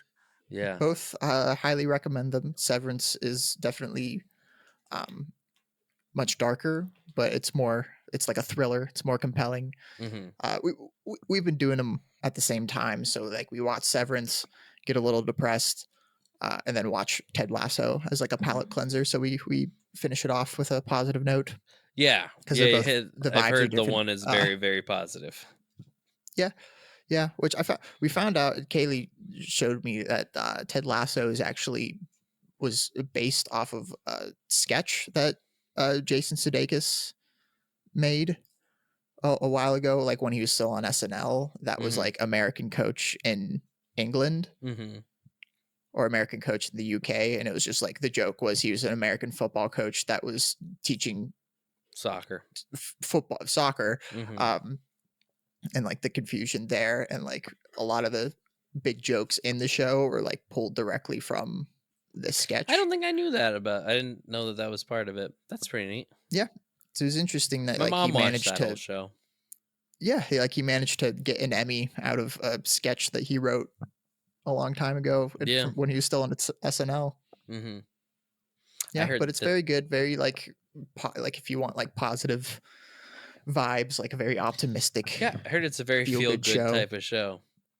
They avoid like easy plot conflicts and stuff. Like they'll do things where like, oh, like these two characters are becoming friends, but then an old friend from this one character's past shows up unexpectedly, and like they are on this like girls trip together. Like, is there gonna be tension there? And like no, like it's just they all get along fine, and like it takes a completely different like direction with where you think it's gonna go. It's fun. Stuff like that, or like, oh, like is this character about to be cheated on? Because you think like, oh, like this new relationship is going really well, like, but there's like this tension with this other guy here, and then like it cuts and it's just like something funny like that happens. Like bad they just don't even go, like they tease like something bad could happen, but then they don't even go in that direction. It's like, no, you still like all these characters, like no one's actually doing anything bad. That's good. Yeah. And then Severance is, it's social commentary on the workplace that we live in right now. And yeah, Sam kind of like sci-fi. Told me a lot about it a couple weeks ago, and I mean, it's on Miranda, and I was like, we're gonna watch it. List Jake, you're watching it, I'm assuming. Severance. Yeah, I'm halfway through. I watched the first season when it first came out, and I've been slowly grinding through the second season. Like I watch like an episode a week. I would like to watch. Yeah, I'd like to start it pretty soon here. I think the first season's much stronger than the second season, in my opinion. I don't know that everybody holds that opinion, but yeah. I purposely didn't listen when Sam talked about it because I didn't know how spoily he got. But not very, because I didn't see any of it. I haven't seen enough of the second season to make a judgment call on it yet. We'll see. It's interesting where they're going with it, like how they kind of, explained things where they left off. Because like from the first season, you're like, well, where do they go from here? Because like, where do we go now? But yeah, you should check them both out. I won't talk about them too much because I want to get into spoilers. I mean, Ted Lasso, it doesn't really matter if you spoil it as much because it's more. Tell you what, I think comedy, I've even seen the last episode of Ted Lasso. My mom watches it, and I think I was here when it was on. I don't know that Ted Lasso is for Chase. I don't know that that's just for Chase exactly. I don't know. Here's the thing. I think I would like it, but I just don't think I have time for it. It's one of those shows. That's fair. Yeah. You know what you did have time for? What's that? Frieren and Devil May Cry. I'll tell you what. I had room for Devil May Cry, and I made room for Frieren. I'll put it I'll put it that way. There's a lot of episodes too. There's a lot of time. Yeah, there's quite a bit. But yeah, I mean, if you're ready, I'm ready. Brayden, you don't care if we're not gonna start with spoilers, but we probably will get to some spoilers. No, I'm gonna spoil the outer. I'm Frieren ready. We're gonna start with Devil May Cry. Let's start with Devil May Cry, and then we'll bleed into Frieren. Because did you hear me? I heard you. Did you hear me? I did hear you. That I'm Frieren ready. You're Frieren ready. Yeah. Well, you didn't laugh, so I didn't know if you heard me or not. No, I did. I noticed it, but that's why I was saying we're going to talk about Devil May Cry first, because we're not going to talk about you're Frieren ready, but you got to wait for Frieren. Well, you devil may make me cry if you don't acknowledge my joke next time. So I liked it in the moment. I just had to keep talking. I had to fill air. Okay. I said it in the beginning of the podcast too, pretty quietly, so you might hear that in the playback audio as well. I can't wait when I hear just bringing this joke full circle. Yeah, I'll get a chuckle, and then when I come back to this, I'll chuckle some more. Editing can be fun sometimes, folks. Devil May Cry is a Netflix series animated by Studio Mir, which I only found out when I started watching it. One of my favorite animation studios, so it was good to see their name on the project of the Devil May Cry video game series, kind of like more of a prequel, because it's and what is certainly the Devil Dante. May Cry series? It's a video game series from the early 2000s that ran on the PlayStation. It's one of those games that was like a big kid game to play that like I missed out on. Yeah, I'm pretty sure it was when it came out for sure. The new ones are, and I'm pretty sure the old ones are too. It's more of a hack and slashy. I think PlayStation 2 sword games. Like this was like the one. You know what I mean? There's tons of them. Right. This was the big one. And there's 5 games in the main series now that have come out over the years. But yeah, where you play as Dante, who is a devil or demon hunter, and he's also half demon himself. And each game has their own convoluted. He's got the fucked up arm, and he's got the white hair, the straight long hair. And in the video games, it starts it's like a demon arm. What does it do? It's a demon arm. Yeah, it it allows you to get special abilities in the game, and it's connected to his dad and shit, which is kind of part of the plot of this series. In the games, you play as like a rather older Dante. Well, not old. He's like in his 30s, I'd say. Like I'd say Dante's like in his 30s in the games. In this show, he's certainly younger. So it's more of a prequel series because you meet another character from the games in this, and you kind of see how they became acquaintances. I don't know if this show is directly connected to the mainline video games. I think it's more like Castlevania, where like the show is just borrows from stuff from the games and is telling its own story. Seems like that's what this is doing, but I'm here for it. Yeah. I really like this show. Overall, ultimately, by the end of it, I was very pleased with it. Jake? Same. Somewhere in the middle. Somewhere in the middle. I was kind of worried. I was kind of worried for like an episode. Mm-hmm. The first 2 episodes I texted. I try not to tell you my feelings on it. Right, you seem pretty I positive. was all in. I loved it. In the middle, I was like, I don't know. And then I think the last 2 episodes really wrapped it up well. It's only 8 episodes too, so it's pretty easy. You know, I'm a pain in the ass to try to get to watch shows. They take me forever. But 8 episodes, I can manage. Yeah, 8 half-hour those last episodes. 2 were fire. They were good, no? Like, well, here's they're the thing. Exciting, man. I had a very different experience where, like, I enjoyed the first 2 episodes, but they were kind of like the weaker ones for me. And there was somewhere in like 4, like this shit going on in like 4 and 5 that I was like, oh, this is ramping up. And then I think it was like 3 and 4. I was like, we're ramping up. 5, I was like, this is solid. 6 is an amazing episode of television. And then 7 and 8 just nail the ending. I think my problem is I never played the games. It's another game that I watched as a kid. And I didn't even know until right now that the female character is from the games. But that was where like she only comes in the 3rd one, I think. That is where I was like, I don't like this bitch. That was me. That's where I was you didn't have any connection I just with want her. Dante. Right. Yeah. And it is a lot of her. They do make it more about her. Yes. They really do. That's where they do a good job with it, I think. That is still my struggle was at that point. I think at the end of the series, I enjoyed her more than in the middle. But because every scene that Dante is fucking slinging his sword around, I'm like, this is fucking great. They're playing corn. They're doing crazy shit. They have ridiculous music playing. That's the thing. Because I've seen complaints about this. Corn. Papa Roach. Limp Bizkit's the theme song. Papa Roach. I've seen complaints about this, and I'm just going to address them now. Because some people like bitch about like music being in things, and to me, I just think sometimes it doesn't fit. But when it comes to a Devil May Cry animated series, the music they chose for this series, I'm like, yeah, these were all the songs that were new that are kind of in those older games. They're not in those games, but songs like them, and they were coming out at the same time. That early 2000s era of angstiness. Dude, what's more Devil May Cry than a fucking Linkin Park or Evanescence AMV on YouTube of the game, you know? And also, I'm not a fan when, like, okay, if Frieren starts playing like regular music, you're like, this doesn't fit the vibe. But like, I think what Netflix has done, like, you don't watch this for watching like a classic anime or like, it's different. It's totally different, right? Yeah. Even the visuals, it's all different, and that's good. I like it. I think it's super fun. Oh, I love the studio. Yeah, you can put this spin of that music in there, and it's cool. I think it was super fun. I think it escalated everything. Why not? Yeah. Now, I have a friend who is like, I have issues with the show, but that's like not it. Number one thing, like that is what he loves, and this show is not for him. This show will not be for him because he will complain that it's not like a classic anime. Some people need to understand you know that, what I mean? that it isn't an anime. That's the thing. It isn't an anime, so it shouldn't. It's an animated show. We started it last Thursday. right?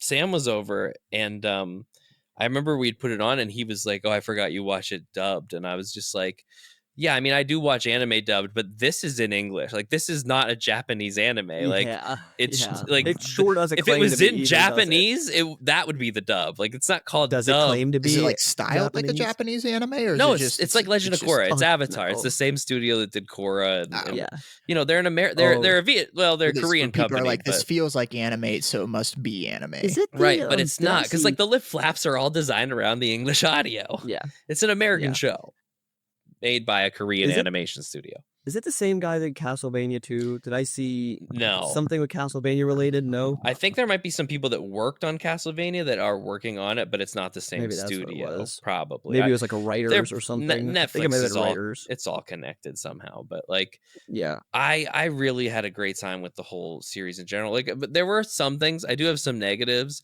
Some of the most of the negatives were like the first couple episodes. It seemed like the writing had a lot of context dumps that seemed like they knew they needed to get this information out of like the lore and like how the world works, but they didn't give it in a very show. a lot of tell don't show, which they make up for in what I consider to be one of the best episodes of television I've seen in a while, which is that 6th episode where there is fucking no dialogue until the end. I fucking love that backstory episode. Yeah. We'll get to that. But I was so confused. but When, the again, f- imagine me I thought that was too. the last episode. I was so confused. And like when it all came to the end, I was like, that was the best fucking episode of television I've ever watched.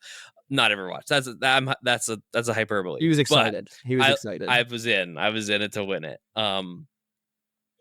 But what was I saying? Complaints. Complaints. The info dumping at the beginning. Info dumping at the I would agree. beginning. Some of the little things. The way some of the characters talked, I was just like, I don't know. Like, this is fun to watch, but these things are taking me out of it. I would say it has great rewatchability, specifically because I think of like, I mean, even some of the shit Dante says, you're like, okay. Yeah. Well, actually, it's more of the female character, the stuff she says. She says we're going to get into some of the lame. stuff she says. Yeah. So it sounds like one of those shows that has like there's actually a lot of like weaker parts or weaker moments, but like the good parts are like really good parts. good. Well, once but, it like, hits you don't like notice it. Once it hits that 3rd episode, maybe the 4th episode, somewhere in the 3 or 4 range, I stopped seeing it. It kind of surprised me. Like all of a sudden the show just got really fucking good and started going in directions. Like you watch children get murdered. You know, there are surprising things that happen in this show that you're just like, I did not expect this show to go this direction. But it is one of these. I've said this about books. Certain things, you have to take the critic glasses off for it and just enjoy the fun. I will say agree. the level of child murder in media has risen. What's that? The level of child murder in media has risen, and a lot of just like regular shows we watch, like it's seen as like a shocking thing, so like people are going to use it more and more. Just the like way how, they like, do it in this people- is interesting. Just how they use like incest as like a shock factor now, where it's Yeah. like we can't None of do that. like weird sex stuff anymore unless if it's like real taboo at this point. It 'cause we've fits seen into it the all at this story point. well. But it's such a good time and such a fun time that it's not. I just don't think you need to wear a critic's lens. Just have a good time, enjoy the ride. But there Exactly. are certain parts. Again, my big complaint in that is where you are taken out of the story with the certain dialogue aspects. Right. That I'm like, all right, Well, now you're let's- making me feel like this is a little goofy. Let's talk you about know? some of Lady's dialogue, because I know that's who you're talking about. I'm always high when I'm watching this show, so I appreciated her. So Braden, the main villain in this series, he's a rabbit. You're led to believe he's a rabbit. Before getting into spoilers, you're led to believe he's like this rabbit demon monster.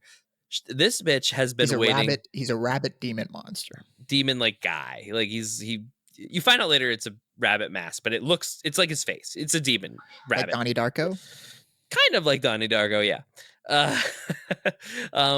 But this bitch, you can tell she has been waiting her whole life to fight a rabbit demon because she has so many rabbit fucking one-liners like ready to go left and right. And you can either love them or hate them. I leaned into love. Like I always laughed. Like That's fun though. they're That's so corny enough that it's fun. serious, but it's so lame. Like she'll be like, "What did this Peter Cottontail motherfucker?" She like says things like that about him. like shitting pellets down his leg. Like it's pretty out there. Like as you're hearing, you're like, I think she's the only one that's gonna like. I think me thinking that this is funny is the only way this works. You can tell this was like a whole day in the writer's room, just coming up with all these. Like somebody had waited their whole life to be like, what if you just wanted to make fun of a rabbit person? Like, what are some things you would say based on rabbit lore and media? With some rabbit-based pun insults. And she has them all. So would you say, Jake, that's you didn't like the rabbit dialogue? That's just not my style. I mean, you can imagine that's just not my style. No, I can see it turning a lot of people off. Like she's almost too much. She's almost too much. But because I know her from the video games, though, I give her a little more, leeway. Yeah. Do regular people. It's more in the beginning than because I think she gets better as it goes on. Yes, I agree. I agree. Especially if you don't know her. It's tough. It's tough. I had some story complaints about her as well. It's tough for white men like us to see a strong woman character just right out the gate. We need to know her first. It's true. As no the panel of white men has spoken. Comment. But I hear you. Like even I knew her, and I was still like, "Oh, that's a little much." Mm-hmm. But you get used to her, you end up really liking her. But like I said, I'd say watch it again and try to just have fun with those lines, because it's more fun if you don't take them seriously, because she's so fucking serious. I just can't say enough what a prick I am, though, that every time she's talking, I'm like, man, how awful am I that I'm like, why isn't Dante just cutting shit up right now? Like, why are we letting her talk? Let's just have Dante swing a sword. I will say this about the show, and like it's a show that like makes me worry until it redeems itself. But there was a lot of me being like, this is more kind of her show than it is Dante's. Until like the end. Like it feels like very much like Dante's just a really big deal, even in the but end, a side character big deal. But even in the end, is it Dante's? I don't know. I mean, there's a scene that's Dante's, but I think that's a good analysis of it. He wins the battle, basically. Well, then again, I know, but then what happens at the very end? Yeah, I guess you're right. It's still, I know, it kind of is her show. That's a great point. I didn't think of that. I'm not familiar with the Devil May Cry lore, but I feel like with adaptations that take from, like long established source material, sometimes they're scared to like make the story centered around the main protagonist because they don't want to like mess up their lore. Like they'll focus on like a side character who's like less important. Well, I'll tell you this, as the story went on and how they introduced some of the more Dante backstory things, I was okay with it, because I was like, this show is clearly planning more than one season. I like that, like, we've learned basically everything about her. Now the big intrigue of the story going forward is more about Dante's backstory, more about him. It's like we got her story out of the way.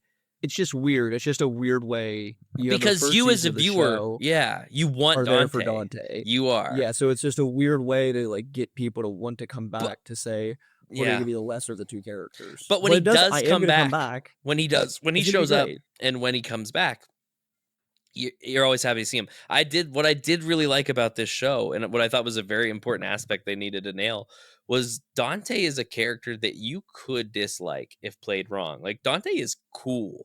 That is his main quality throughout those games, is he is cool. So it was like, they need to make, at least in this, he needs to be as cool. And I would say they did a good job of portraying Dante as younger, but still a cool guy. He has some flaws, and that makes him cooler kind of for it. Like, he's overconfident that you should hate him, but he's, he realizes that, and you love him for it. And that's what I was happy to see.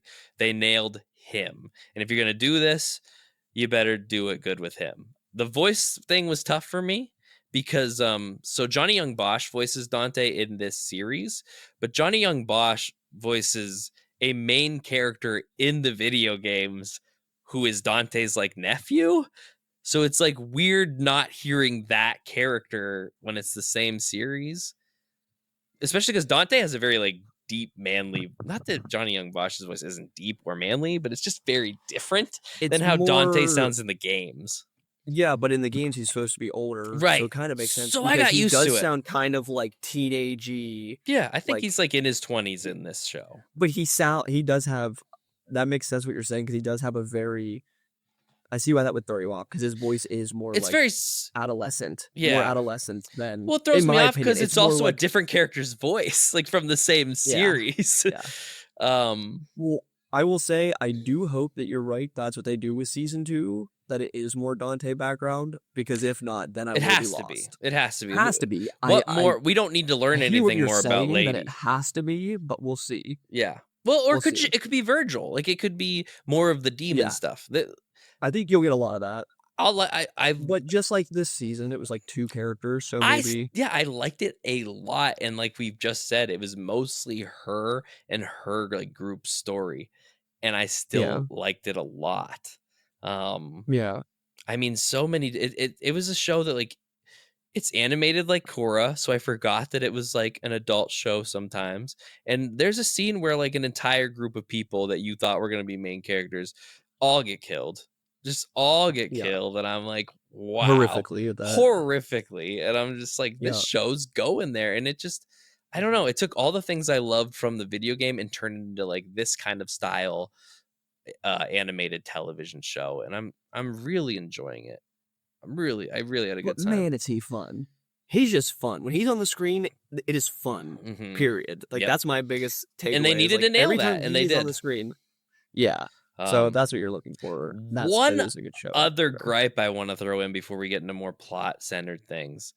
I do not like when this studio does CG animation. Like their hand-drawn shit, they are one of my favorite animation studios of all time. But some of the things that were in like CG animation, it is not up to par with modern what that should even look like, and it stands out, and I don't like it. Like some of the main demons were animated like that. Oh god, every time some of those main demons, like they just look so out of place in hand drawn. They look goofy. But there was a very specific scene, and me and Miranda were like, this is not good. And they were doing he's like chasing them on his motorcycle, like through a battle scene, like on the streets in like the 3rd or 4th episode. And Last Resort by Papa Roach plays. Yeah.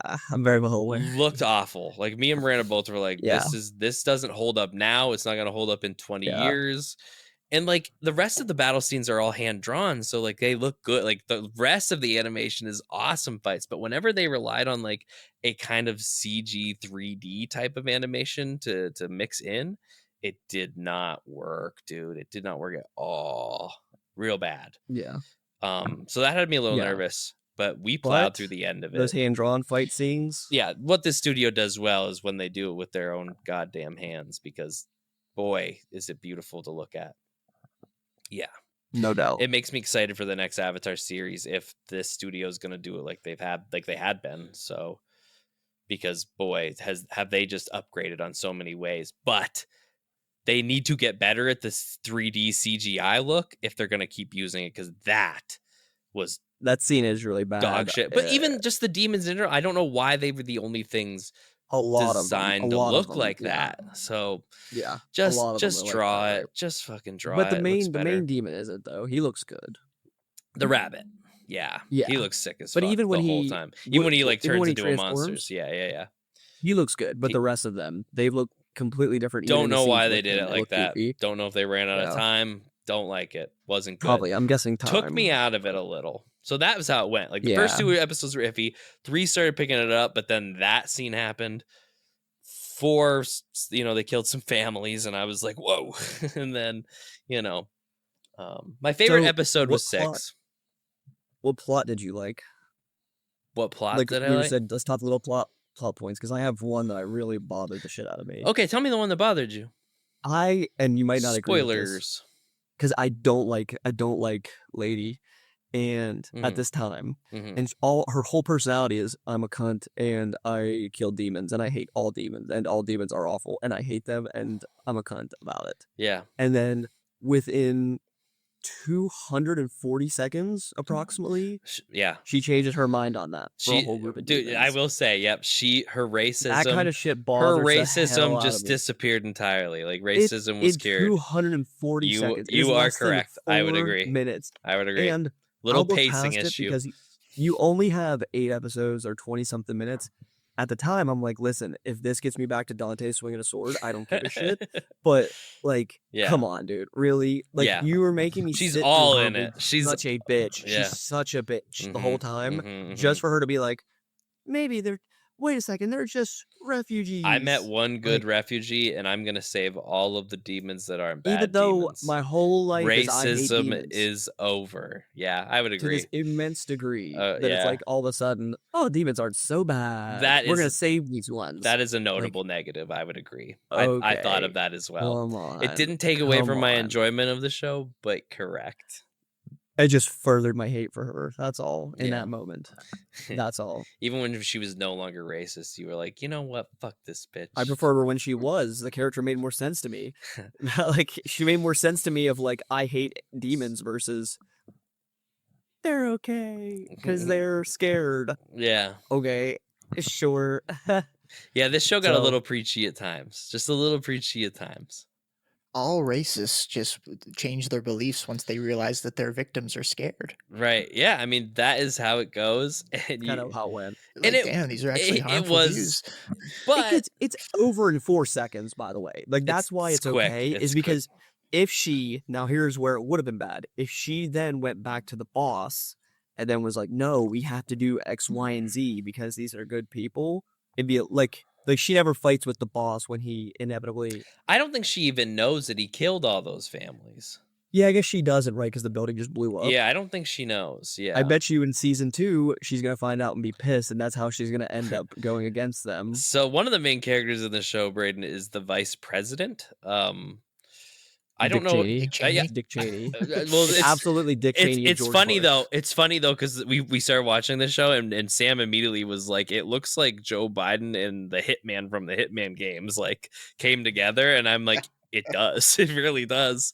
But I he's think the point though is more that the president is George Bush. That's what he's the giving off. He's president got the is Texas accent. very Yes. much, yeah, and he's And not Dick very. Cheney wanted to kill everybody. In He's that not a very wars, but important character, but the vice president yeah, is it's like George Bush. he's like just so God as fuck, and God's gonna save us So all, God and as even like fuck. God sends demons for us to like work with to Challenge save. ourselves in battle. Yeah, Yeah. like he's a lunatic, but he's a main character. You're not really sure if he's a good guy or a bad guy because you're not really sure about sides. He does some fucked up shit though by the end of this show. Yeah. But she doesn't really challenge him. She sort of listens to him all the time. I think we're gonna see more of a fight between the two of them in the next season as second well. season. It She's got gonna confirmed. find out that she killed all the. Oh, for that sure. He killed all those. Yeah. Yeah, That's what's gonna be the cause So of it. she saves these refugees, Braden. Basically, she like Yeah. gets her team to like the surviving members of her team to like get these refugees to safety. Actually, Braden, I forgot. I wanted to tell you this.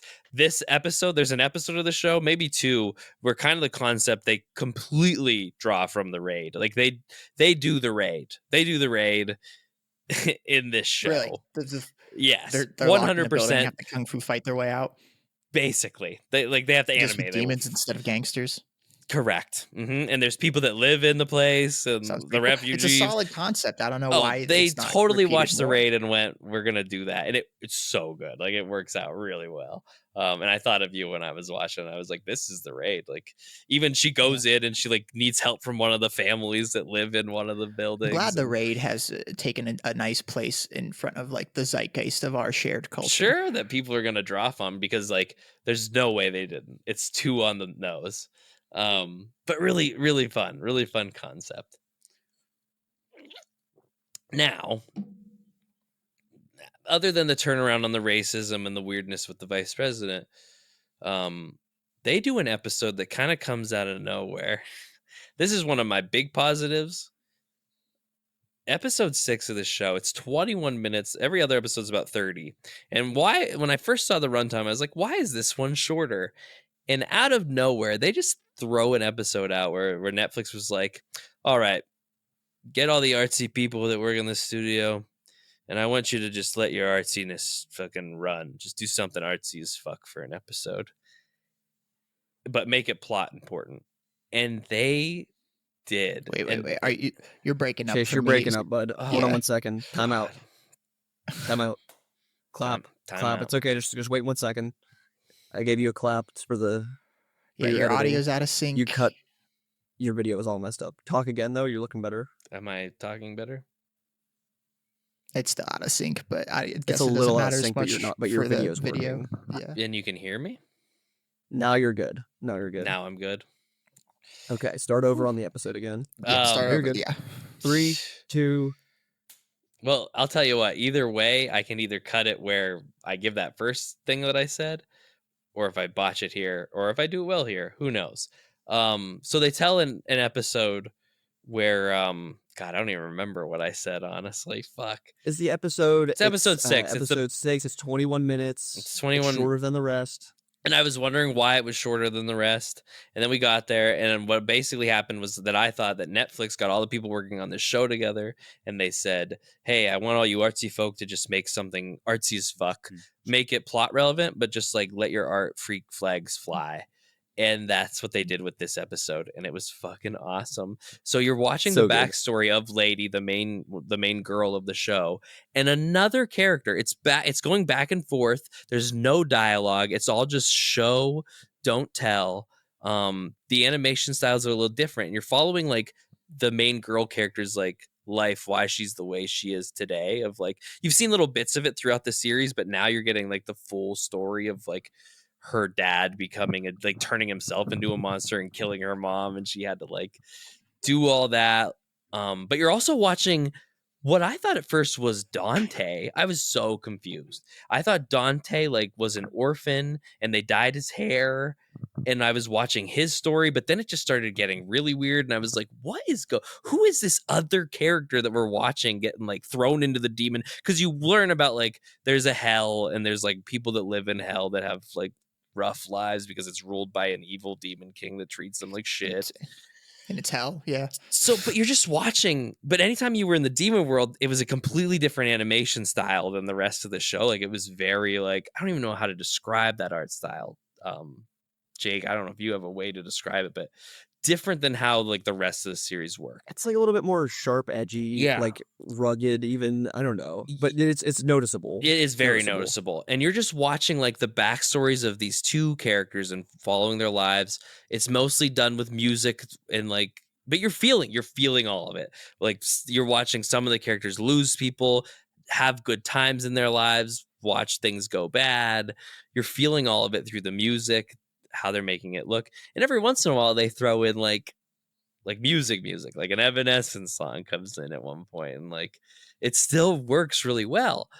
But you're slowly watching how this girl character is actually connected to the bunny, like the bunny demon. You find out that this other character you've been watching throughout the whole thing is how he came to be. You're watching the bunny's backstory, and I was just like, holy fuck. And like why you learn why Lady has been as important in this season as she is. She's directly connected to this main villain, and you kind of understand the villain too. Like by the end of the episode, I'm like, I get why he's doing this, and I would probably be hard pressed to say if I was in his pants, maybe I'd do the same thing.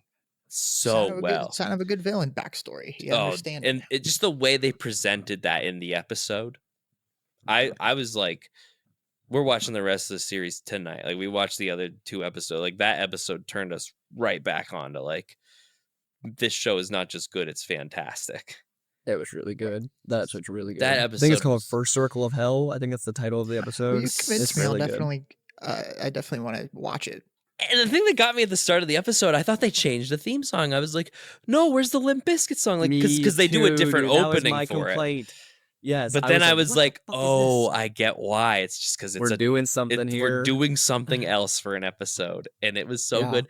And the thing that I like, it's the best episode of the season by a mile. By far, it's the best episode. But what I really liked about it was like it's the same studio that did Korra. I felt like they made, because like Amon from that first season of Legend of Korra has a very similar he's a masked character. We're trying to learn who he is, and when you find out who he is, they tell you about it, but it almost doesn't work. It's like they took another stab at like that kind of story, but this time they made it work amazingly so well. I fucking loved it, dude.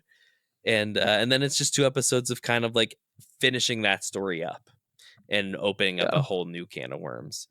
And it was so good. I had so much fun. Like, it's a show with issues for sure, but like the good certainly outweighs the bad. Certainly. I agree. Yeah, I'm happy I watched it. Certainly. Yeah. There are better shows that episode out there. Specifically is so good. I just can't get over it. I watched it this morning. I was like floored. We watched it here at my mom's. We want to go home and watch it on our new TV again because we just want to watch it again, just as best quality as possible. It's awesome. Yeah. So when you know something like that's in a show, that's a good reason to lean in and watch it. There's some character deaths. There's a character death in particular at the end of the season that I was shocked that they killed this guy. It was the gangster dude. Yeah. I can't remember his name, but like, I'm gonna say Lorenzo. It's not that. Something like that. Something like Lorenzo. Like I was surprised. I was surprised. What, Enzo? Is that his name? His name is Enzo. That is his name. Enzo. Yeah. So his name probably is Lorenzo. Mm-hmm. But yeah, that was funny. Not funny, but I did not see it coming. There's a lot of just like, this show evoked a lot of emotion out of me. Maybe because I was surprised because I didn't think it could. But I'm sad that I ever thought it couldn't because it works so well. They are setting it up for a second season. Yeah, it got picked up for a second season. It was clearly like the way the first season ends. Like, you wrap the story you're on, but it's like clearly there's very shocked by Dante's ending as well. Yeah, I was not prepared for that. Am I a dummy? I never played the game, so I don't know his relationship with Lady. No, I don't. Like I said, this takes place pretty far back, and I don't even think it's truly connected. It's just a fun little, like, this could be something. Yeah.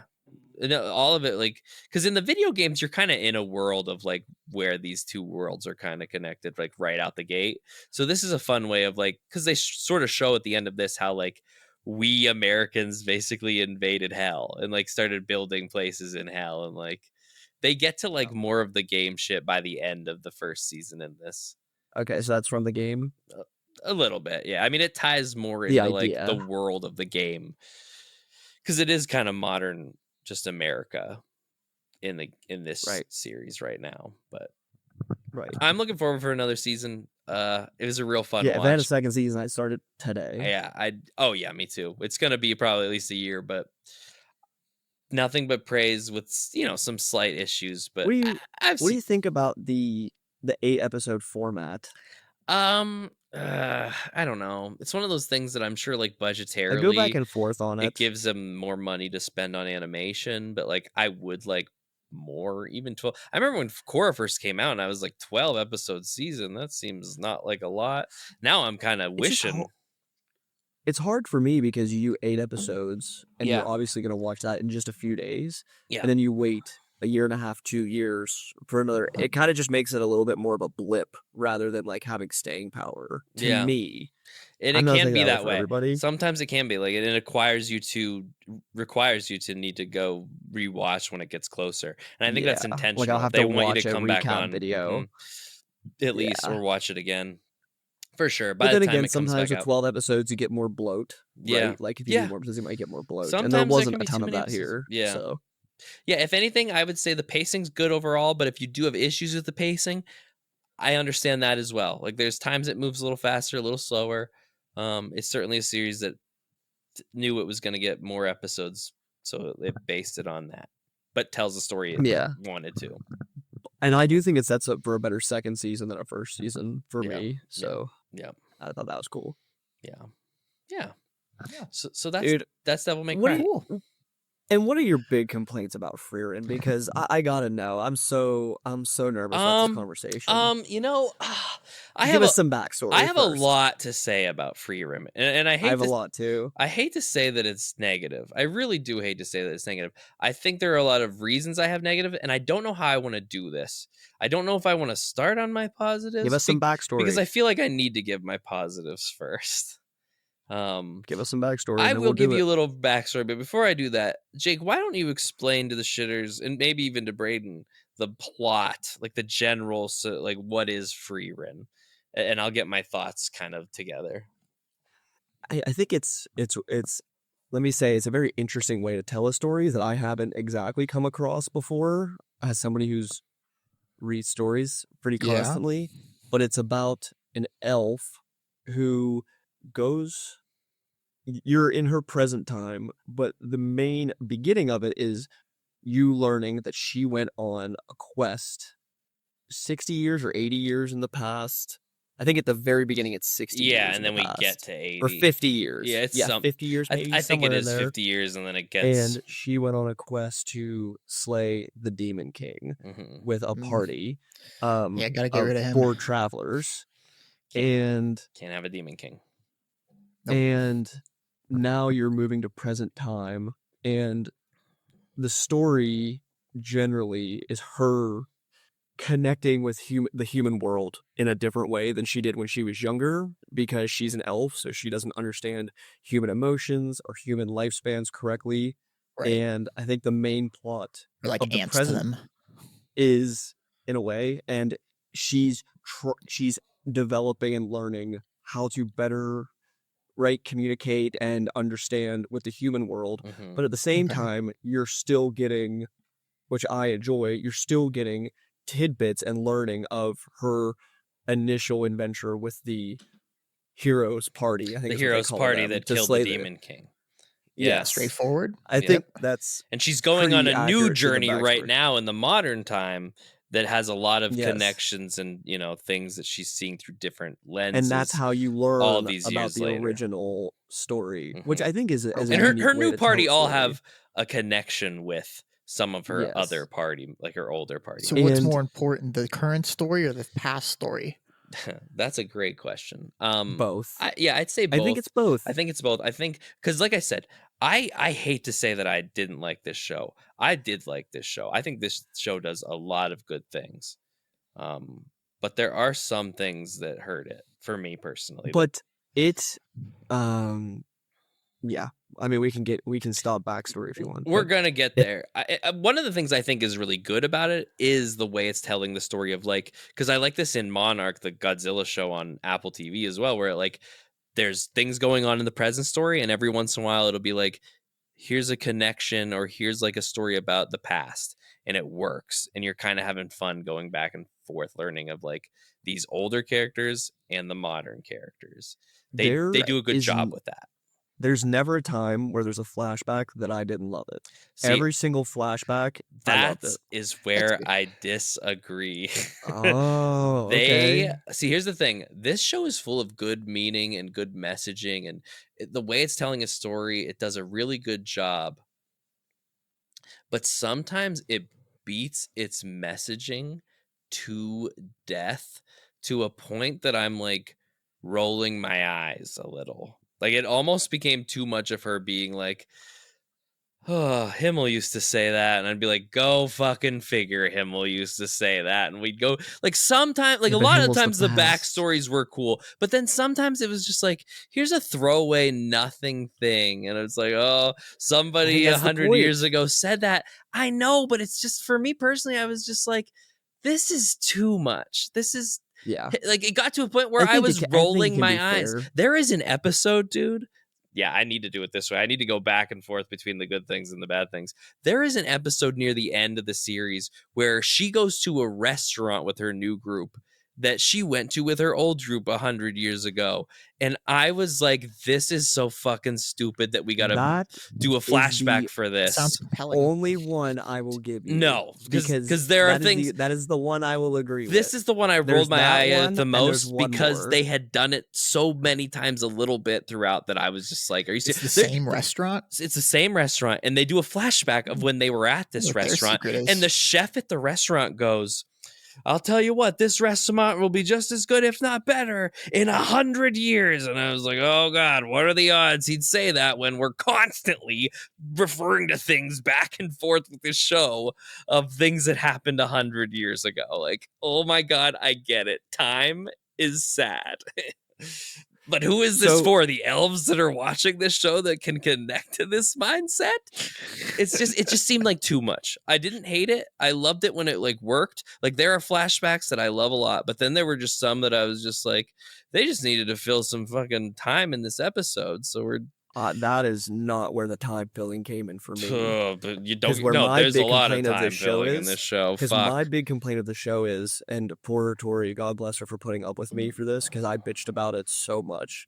But like for me, the first 13 or 14 episodes are like perfect. Genuinely, I think they are just incredible. I loved it. I cried probably 12 times. Yeah, that's what's saying. You were telling me you were loving it. I was like, what am I not seeing with this show? I loved it. Took me all the time. I finished the last episode today. I might be a more emotional person than you at times, though. So I'm emotional, but this was just like I said, the messaging was too. It was that first half I thought was really, really, really good. Like I fucking loved it, dude. Where they lost me, like, because there's the scene where she goes, and this is still early on, it's in the first half, where she has to kill the little female demon who is like taking the dead soldiers of the one city. Yeah. That to me is like the apex of the first half of the show. Yeah, I'm like, and you're learning about like how strong she is. It's kind of certainly your first real action scene. That's what I mean. The show started kind of, for me, picking up there. I thought that was so and then good. That arc ends and it goes back to just like I don't mind a somber mood, but man, 13 episodes straight of a somber mood. Think it's every time it would play that down in 80 years since Symbol died thing, I'd want to fall asleep. I'd be like, oh, I'm programmed to like fall asleep. When I was here. watching those parts, Tori and I were talking, I was like, Chase is gonna fucking hate this. I knew you were gonna hate this. I wanted to like it more. It was just so much. Every episode for a long time felt like a kid's show from like Hey Arnold, where you get a 15-minute one story and then a 15-minute other story. It's very emotional. It's very no, I mean it's more emotional than that, but it's just like you'd get two stories in one episode and it would feel like that, and it just never felt like it was going. For a show that's about two journeys, you say it's not going anywhere at this point. I felt like it wasn't going anywhere. 17 through 27, dude. That's where the show went fucking nowhere for me. Well, that's what I mean. That's what I mean. It got to another half. So that's the thing. I'm getting into this show as I'm watching it, and then I hit that wall of that arc. Definitely. And I was just I feel bad because I would hate it if I had that. And the biggest issue that I think I had with this show was, I think if nobody would have told me anything about it, I would have liked it more. Right. But I saw it had 100% Rotten Tomatoes. There are all these glowing and then like as I'm watching it, I'm hearing like other things being like, vote for like anime of the year, like like it's in like some discussions of people's masterpieces, and I'm like, what am I not seeing? Like there's a lot of this anime that makes me go, maybe I should just read the manga. I think this would be better read because it's so slow all the time with a somber music all the time that it got to the point near the end where I was just like, I gotta watch another episode of Frieren. I can't wait until Tori watches this. Even though I liked it, even though it does nothing wrong. All the characters are fun. All the concepts are fun. All the things they do. The magic system's good. I'll tell you what it does wrong. Tell me what else it does wrong then. The first half of that show can win every award, and I would be happy. 14 to 15, 16 episodes, it's really good. Mm-hmm. It's really good. Mm-hmm. I talked to a lot of people that love it. Dude, when they start the magic certification process, is maybe that's when I started one of the greatest. It should be better. One of the greatest foot in mouth moments I bitched. God bless Tori for watching it with me because like I think it would have been better read. I think it would be better read. You can say that nothing's happening in the first 15 episodes, but she picks up Fern. They get their third party member. Yeah. They get their third party member. I love Stark. Yeah. They're love Stark. I don't mind a slow start. Let me get to Stark. Yeah. But they're progressing north up the country. So we're moving towards what is the goal of the show. Yeah. Yeah. And in this process, Frieren multiple times. I don't know if I like Frieren as a character. I think that's another thing. But listen, and this is why it didn't work for you. But those first 14 to 15 episodes that's happening, I fucking love it. So then what do they do? All the time. Frieren probably 5 times says, that magic certification's fucking stupid. She Mhm. doesn't believe in it. She doesn't care about it. So then what do? They go and take But the have to test. get magic certified. Yeah. Now, okay, if you want to do that as a little point of us progressing the story to keep going north, because they needed to be a level 1 mage to continue north. Right. If you want to do that, we're 2 episodes. Fuck it, 3 episodes. At this I'm point here. in the show. That's what Buddy, Yeah. they did it for 10 fucking episodes. Yeah, they did. They did it for 10 episodes. Took me forever and they to watch Stark it all. out of the whole They show. cut my favorite character out of the show. Stark out of the show. He's my favorite Why? character. Why? But the show didn't need more characters. Like, that's my big complaint too, is like the show, it just feels like it lost its way, because I understand why you didn't like the first half. I didn't think you would. No, I didn't not like the first half. But buddy, you kind of didn't like it. No. not built I on- liked it. It's just when it got to the second, like, I don't mind a slow start, but what I'm saying I agree with you is like the I second. don't know if I'm gonna watch this, guys. It made the second half so much worse because it didn't improve on that slowness. I was fine with the slowness, but then it kept staying that fucking slow the genuinely whole feels like- time. It genuinely feels like Whoa. that the 2 halves of the It's a slow show burn are without written a by burn. 2 different people. It feels like it's written by 2 different people. It's the to same. me, It's the same because- mangaka. I'm sure it is, but listen, like, why the show? It is good, though, Nothing. Dude, the first half is fucking excellent. I just mean, wish it's people wouldn't have fucking told me it was a excellent. masterpiece before I started it, because I was like, maybe if you've never I watched wonder if anime people before, finished it. I've not like. But like, And a lot but of me is Chase, like, is what this based on the point? manga? Like, do they know more about the story? Like, have we gotten to any point in the story? But what is the my question is, what is the point of adding? Because then what I complained about to a friend about the magic certification and like why would they do this and spend so much time on it? He's like, this is what a lot of shonen animes do to add new characters. And it's Yeah. like, do you know what this show didn't need though? Yeah, This show didn't need new permanent staying characters. yeah, Like it didn't need, and it just dumps them on you. Yeah. Like all of a sudden, and they separate Fern and Frieren right. for like 5 And you're episodes. following these characters that you Fern- don't really know, and they He want you to literally care cuts about them. Frieren and Fern out of most of the episodes. Stark is completely gone. Stark I is mean, not even those- involved. Yeah, When they are in that dome, it is fucking trash. yeah. Like actually bad. And it's at least a little bit better when they're doing the labyrinth, Mm-hmm. but not l- much. Dude, there was like Not much. they showed so they go into this labyrinth where they need to fight like copies of themselves basically, and the episode ends. Classic. You know Frieren. That's another That's thing. a level of Baldur's Gate. It's so derivative of stuff too that I'm just like, what is the masterpiece here? But they We literally played through that. I've seen it first half is before. excellent. You I've gotta quit seen saying it that. before. The first half's I've- excellent. It's excellent, but I've seen it all before.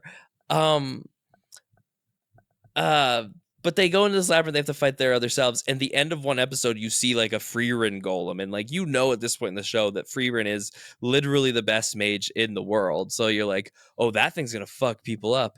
And then they talk about how they're gonna fight it for like 2 fucking episodes before they fight it. And I'm just like, just go and fight it. What actually is really bad about that?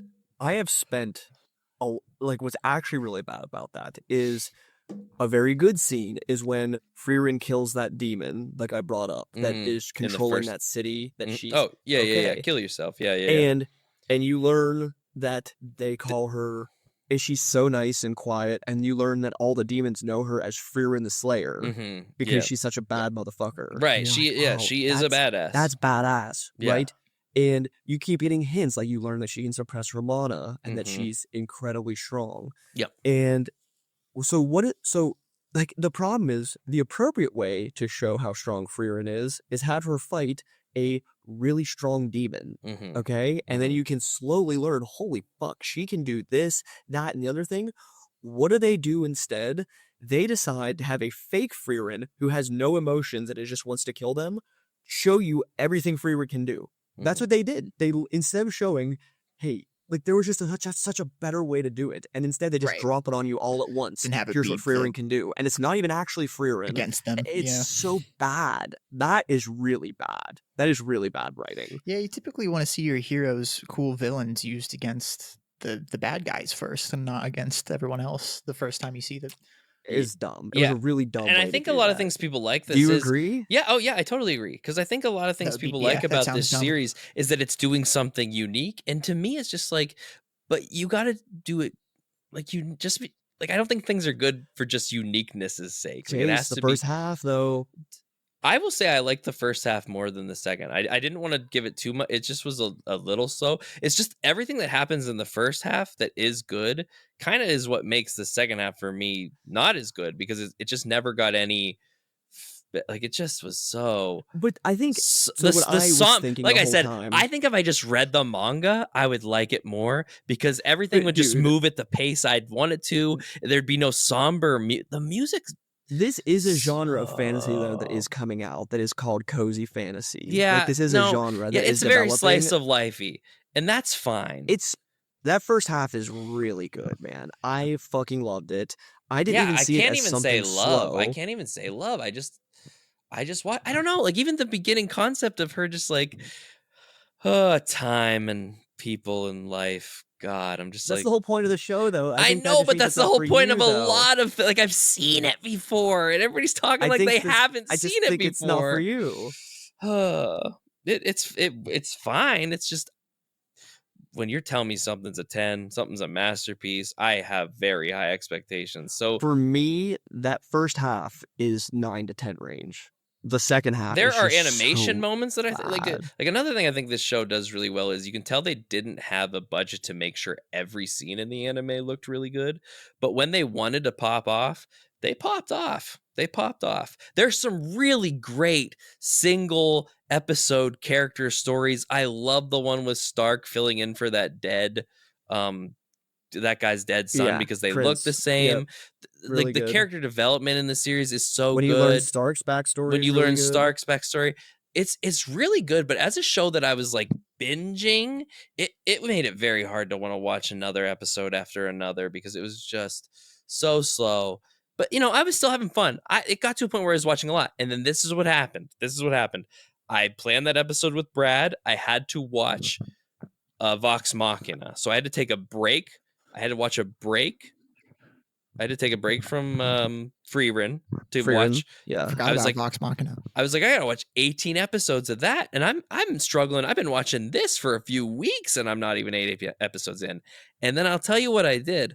I very easily watched 18 episodes of Vox Machina, and I was like, it's gonna be hard to go back to something like Frieren after I burned through so many episodes of a show that I was just like, same idea, it's Dungeons and Dragons, just in a different way, and I was just like, this is just more fun. It had a lot of tropey anime things that I've never thought fun, right?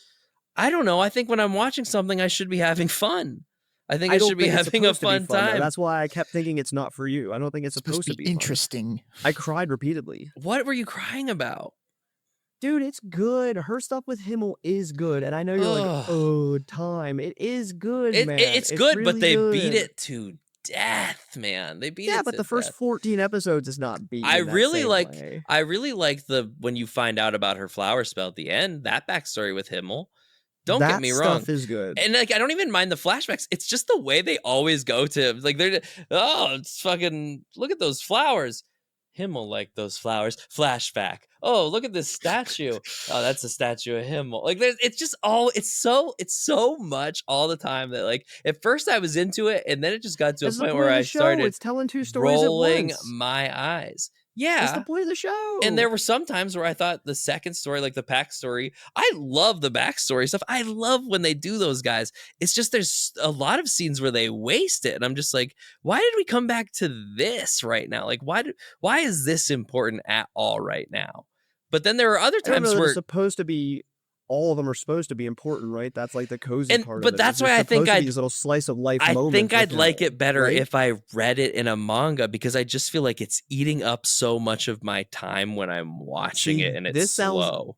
Like, it sounds like, when I hear this, it sounds like a you issue, not a show issue at times. Well, no, it's my issue I have you with saying the that show. It's taking too much time. It's my issue I have with the show. I mean, that's I art. understand what you're saying, though, that it is a time issue, that it is long. And I just felt more of that with the fucking certification that they literally say doesn't matter. No, yeah, no. Literally says this is stupid. I think it got worse by the end. That's the problem. I hate the second half more, because that's where I just stopped watching entirely. And like, but see, for me, I think it'll be good. At least every episode at the beginning, I was like, oh yeah, I think once the next, like, I'm gonna watch the next season. I like this January. show. I would give this show an 8 out of 10. But it's the fact that, like, Raiden, is that what you thought he'd give It it? doesn't sound like it's for me. Yeah. a 7 at minimum. But it's because people were telling me it was a 10 that I had, like, I had, like, Avatar: The Last Airbender has fucking 100% on goddamn Rotten Tomatoes. So, my brain is thinking something kind of like close to that. It's just very different though, right? It's very different. Everything's different. Have you ever watched any anime? They're all fucking different. Like, the whole concept They're really is not different. though. They really are though. A lot aren't though. It's a lot of the same. But the problem with this one is people are again. saying this one's different, and I'm telling you, I've seen it before. Like, it's a little different, but I've seen it before. Like, an emotional backstory. That's fucking every anime I've ever watched ever. And caring about time.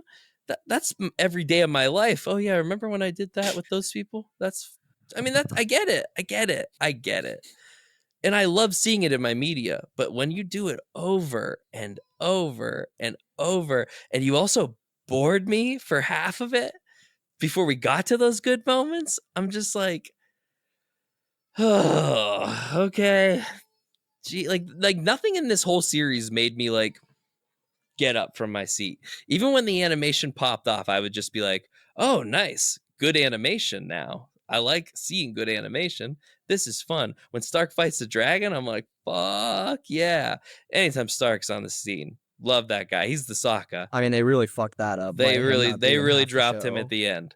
And he's the funny. But maybe he's the funny. plan is though because he's gonna be so involved. I mean, because my big complaint. So where I was so mad is I thought 28 episodes. This is a 1-season show. I thought this was like a limited. Oh, you thought it was series. one and done. So imagine it's an ongoing when we're manga. doing a certification.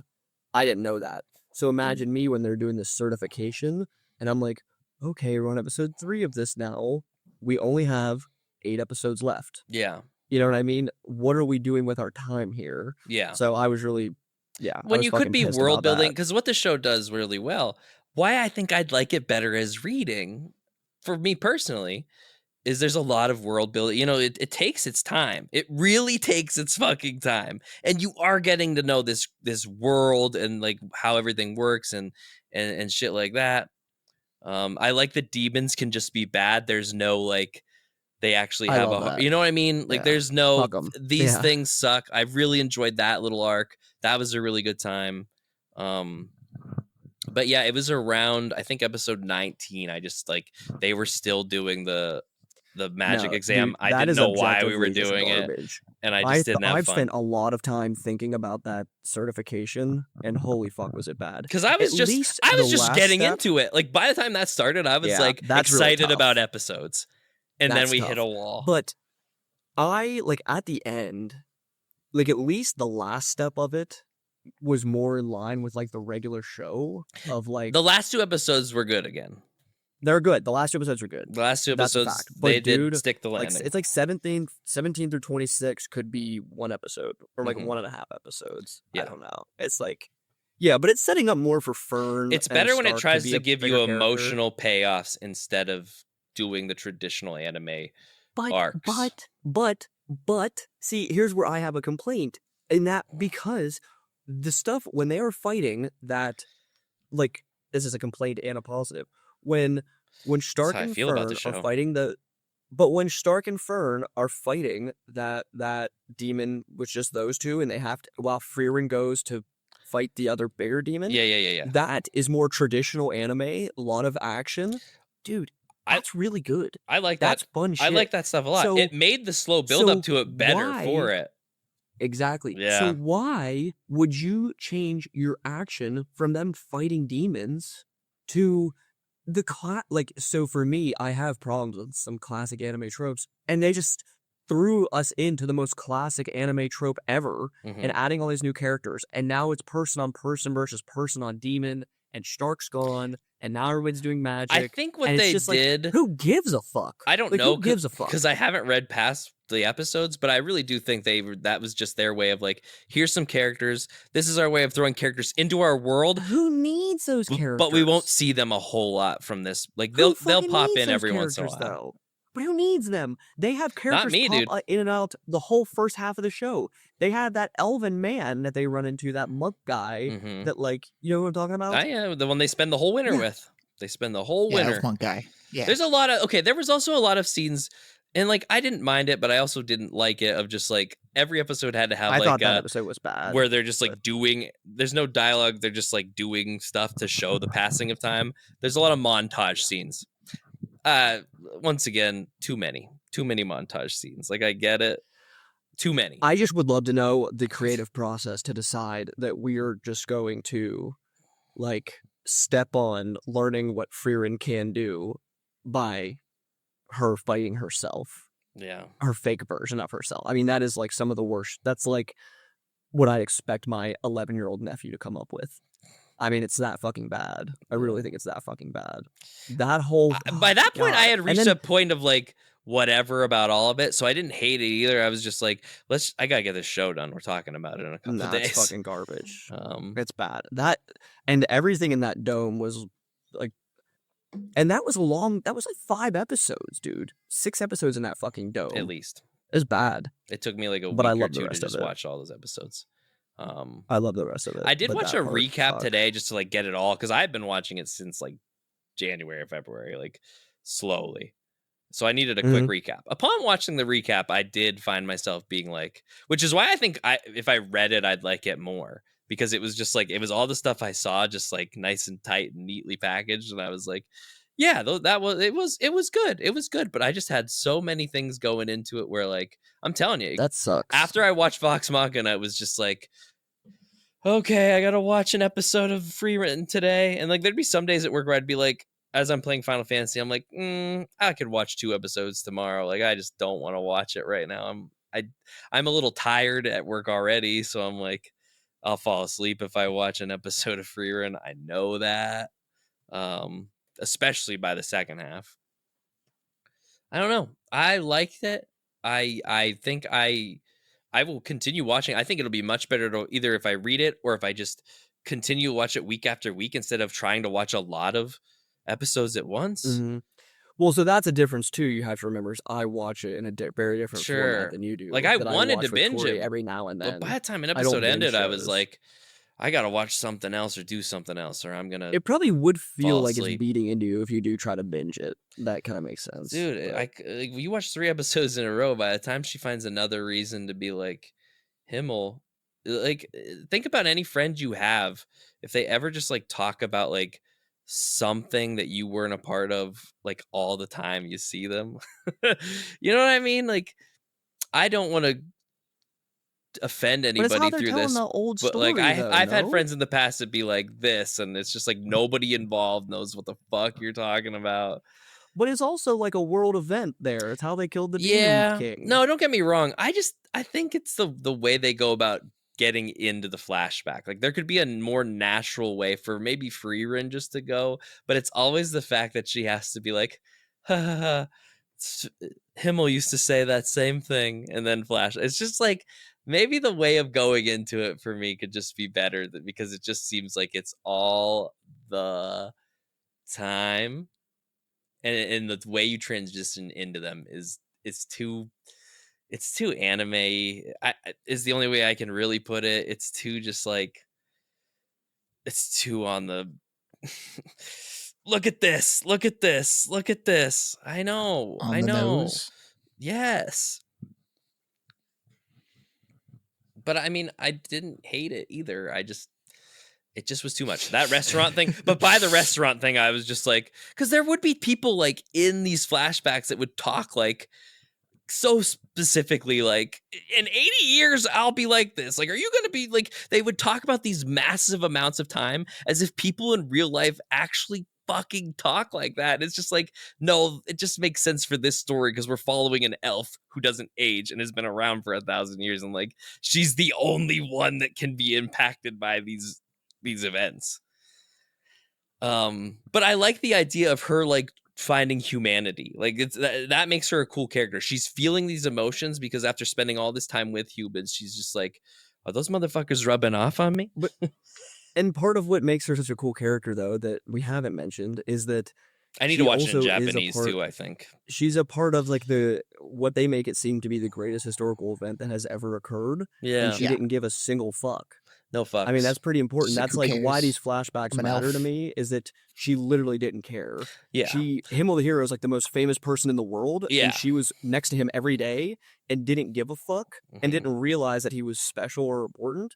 So that's why these little flashbacks to everything he does are good for me. When I think the flashbacks are good, I think they're really good. But I don't need to see everything he does. Everything he does. Like we're just shy of them being like, oh, I smell shit, and she'd be like, Himmel shit sometimes. And then we get a flashback of him taking a shit. And I'm like, even like her teaching Stark, or like you learning like, oh, this is why Stark's kind of cool, is because he's got that Himmel in him and he's doing little things every day. Yeah, and I like that. Stuff Those like are that. good parts. Those are good parts. So like so what Himmel. Other flashbacks are really bad other than the restaurant? Oh one my that you god, can dude! think of? I don't know, because like I said, I've been watching this I can for think of one. months. A lot of the opening ones, like there's a lot sheep of... crossing one that could have been skipped, but the sheep crossing one is like Himmel saying, "Hey, part of our journey is going to be little mundane stuff to help people." I'm glad that you and lots of other people are finding just a lot in those little moments, because Listen, don't. Chase, I'm not arguing with you. I'm trying to bring you into it like you did to me on the end of Attack on Titan. Oh yeah, I know, but I don't think my mind can be changed on this. I'm trying to bring you but in. I am saying I'm glad people do like those things, because I maybe it's because I have a lot of things I want to do, so like I just don't have time for these little moments in an anime. I don't know. The clone thing would piss me off. Yeah. The clone thing was fucking horrible. Yeah, I don't know. It was really dumb. And it gets really boring before that. Like that part was supposed to be when you thought the fucking exam was gonna get fun, and then it didn't. Uh-oh. Hope he And froze. that's the... Are you losing him? I'll wait. You wait. We'll sync up again in a second. Hold on. I didn't say much, so. You were just saying that was supposed to be a big build-up moment. Am I back? Yeah. Yeah, I was saying how Yes. like the fight with the clones was supposed to be like the payoff for the slowness of the whole arc It's up until horrible. then, and it didn't really. Like the final fight stuff was fun to watch. Don't get me wrong. It just didn't seem like it I don't paid. even agree with that. It didn't pay off. It was fun to look at.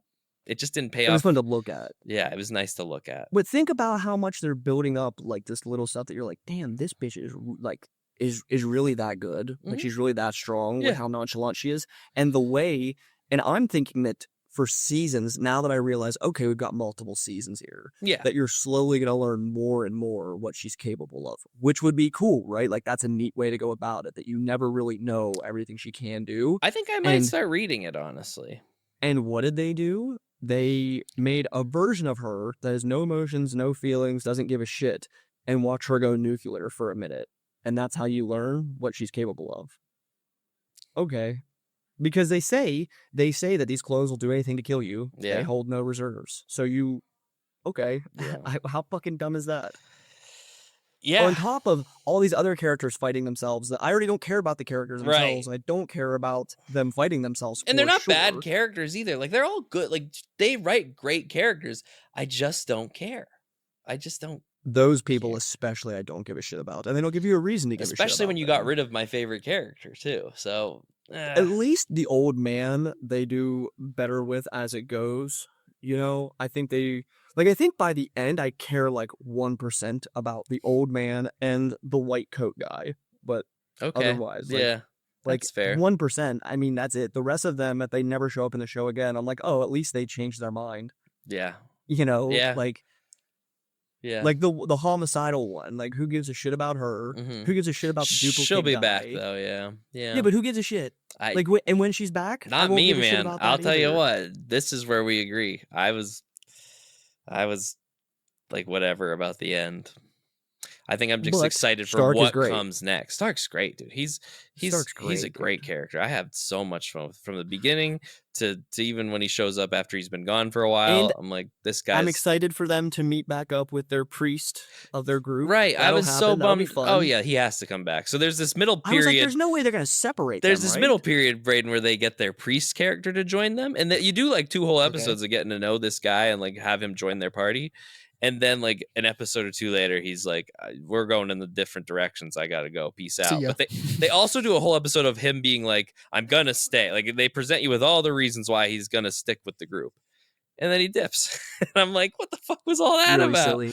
So I imagine he will be back, but it He'll be was back. it He's was gonna be the odd for party's him. priest. He has to be. Otherwise, I don't know It's what too the early fuck. for him. I mean, the story is gonna be that he's dead, right? His friend's dead, and that he's gonna go to heaven with them to see him, right? That would make the goal that the modern day people are going toward is they're going to where the Demon King's castle used to be, because that's where like heaven basically is now. Like you can communicate with dead people. Yeah. Interesting.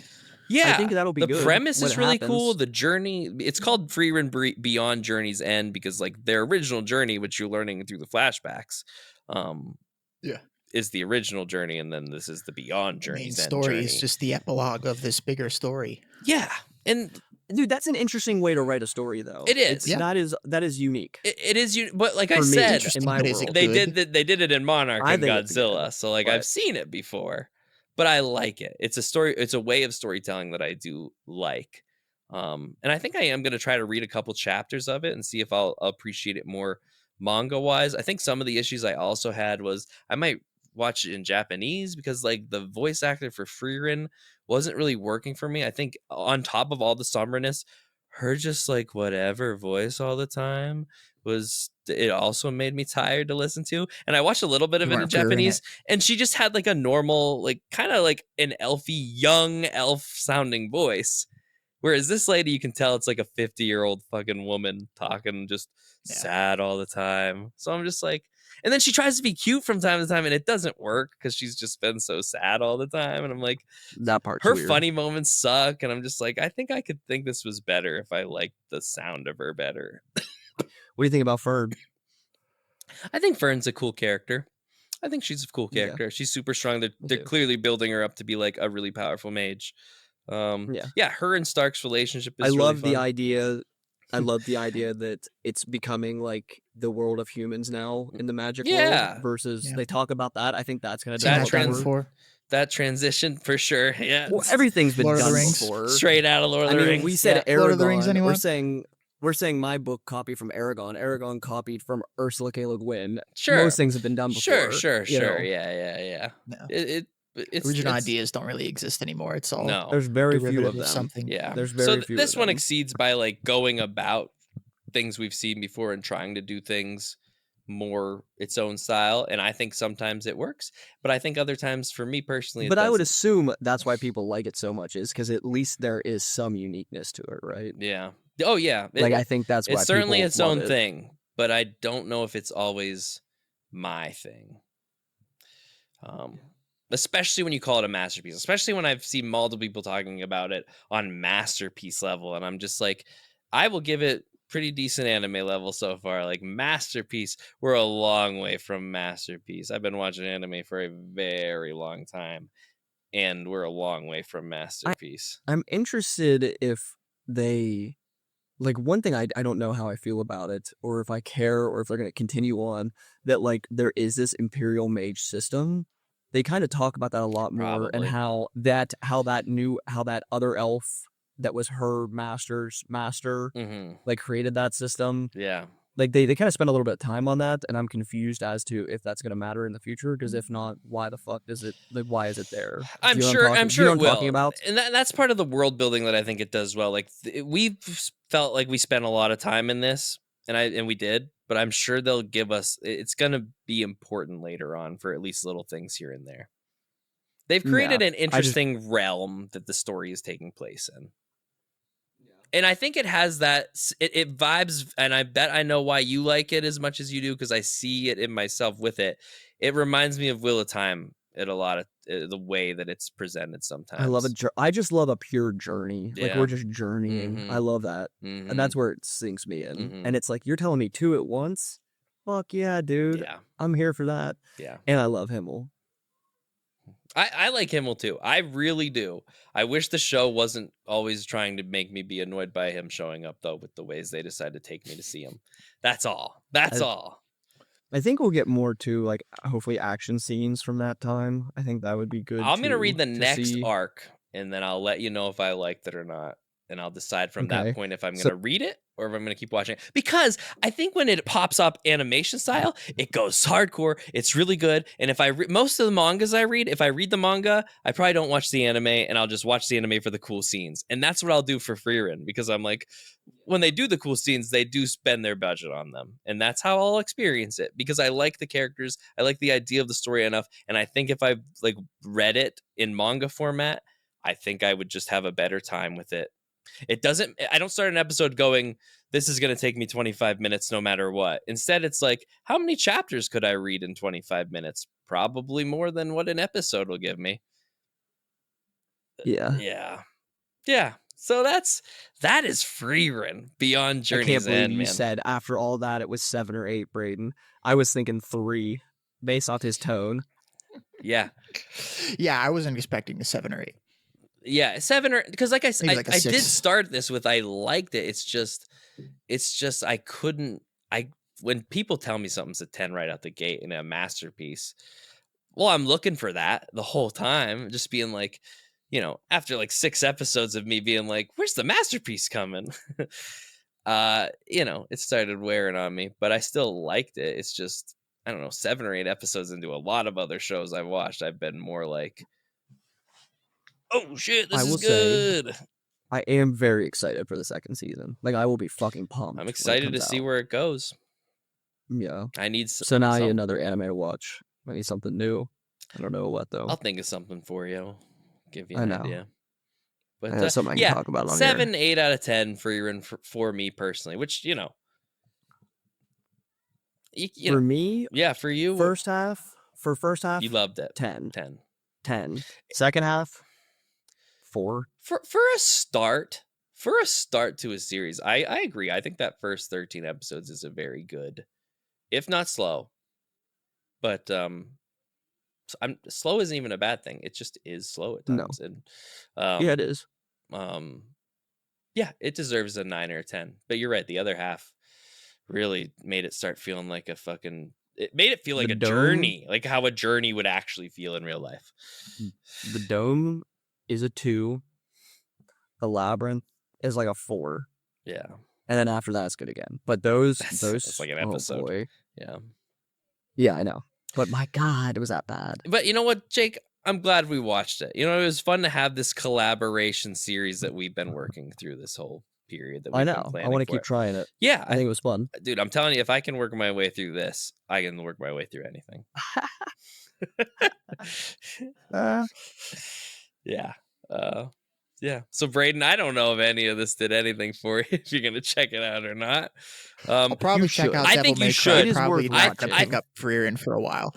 I think you should listen to Jake more than you should listen to me, because I will admit I am the odd man out from everything I've seen. And watch it with your girlfriend. Completely deny, but it does sound like there are things that are things. I wouldn't watch it at night, like in media. I'll tell you that much.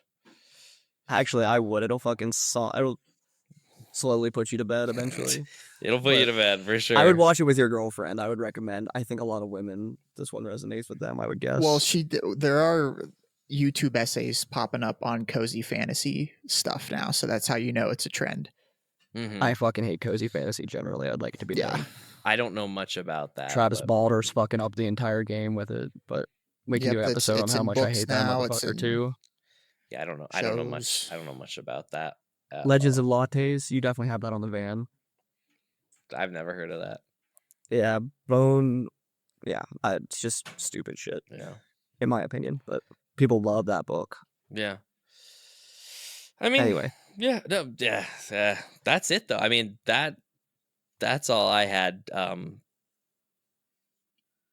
What a discussion. What a discuss. I think discussions need to be a little back and forth. It's good when we all agree with things, but like I think sometimes it's fun to like bounce ideas. Well, there were problems with it, so it's fair. Yeah. I don't think it's I think sometimes my negatives, they hit me a little harder because of my expectations, but I still think it's a good show. I hope Your I didn't negatives are offend also any. much nicer than mine. Yeah. You when you Yeah, go let's be hard, clear. you You're went like- pretty hard there. You're like, yeah, I didn't love this part, and I'm like, no, this is fucking trash. Right. See? So I think you're fine. Yeah. And whereas like you were like, I love the beginning, and I was like, I liked it, and you're like, why don't you love it? I'm like, I still liked it, man. I wanted you to love it. I just that's don't why. love it. I wanted you appreciate to it. I love think it. it's a good start. As far as starts go, it's fine. It's just after the start, you need to kind of get moving, and they didn't get moving, and I was like, well, No, they went backwards. they totally went They got backwards. stuck in a city. Like doing I said, nothing. I cleared 18 episodes of a different show in like 3 days, and then it took me Yeah. weeks to finish this fucking show. I watched Did you half talk of about the last that one episode. with Brad? Yeah, Yeah. we did a whole like Dungeons and Dragons based episode, and that Yeah. was part of it. If you didn't know, I'm quite a listener, so Yeah, I figured. Well, you're more than a Yeah. listener now, Jake. You're an official, whatever. You're a co-host. You're a host of this show. Hell And yeah. Jake, don't you think it's funny? Before we wrap up the show, I just want to say one more time, like, don't you think it's funny? The first time we ever did this with you, you were so nervous. You like we were at the beach. You didn't feel good No, about I it. still suck, We dude. recorded it, and you were still like so negative about it. And now we've come such a long way that you were like, I want to be on this show all the time. Like I'm comfortable Well, doing it. Veteran now. Yeah. I hate being bad at things, Mhm. and I go back and I listen to every episode in part because I'm like, damn, Chase is really good at this. Like, Wow, you're good at it, and you've gotten a lot better at it.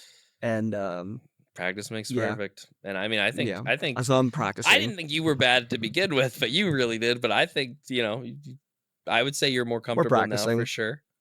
So that's good. We're practicing. That's good. Yeah. So, speaking of which, Kaylee mentioned something interesting to me Mhm. with the upcoming Revenge of the Sith weekend. Yeah.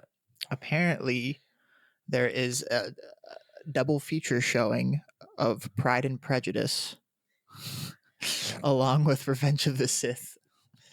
And she Good said, God. we don't have to do this, but if we decide to do the double feature and we drink some wine Could you imagine afterwards, she Chase would watching be Pride and Prejudice? on the podcast. Have you seen Pride and Prejudice, Braden? If she'd want to do it, I'd do it. I have, yeah. It's her favorite Chase, movie, have so you yes. seen Pride and Prejudice? No. No, I have not. I gotta tell you, buddy, it ain't for you, but I'm just gonna tell you. Well, wait, it's just not does Star for you. Wars Revenge of the Sith come on after it?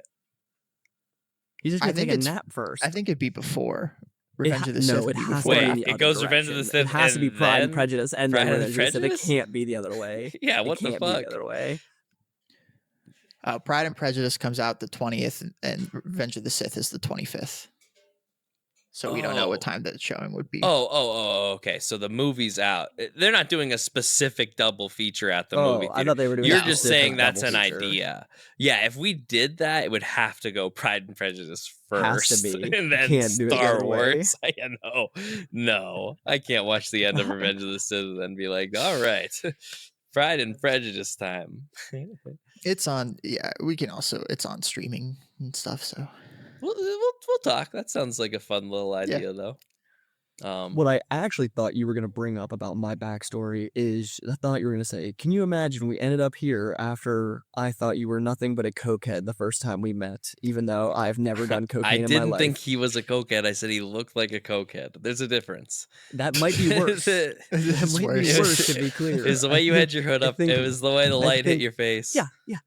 The way I had my hood up, Braden. Your I'm general sorry my vibe. ears get cold. I wear hoodies Braden all was the there time 'cause my too. ears You get look like a cold. cokehead. Okay, we were all there. I didn't say Braden that. didn't think You that. guys- Braden I didn't say that. at Braden didn't all. say that, but you thought. I know it. he didn't You say thought that it. because he didn't think that. Braden came up to me and he was like, "I bet he has coke like in his nose right now." And I was like, did "Don't not say say that just because he looks like he does."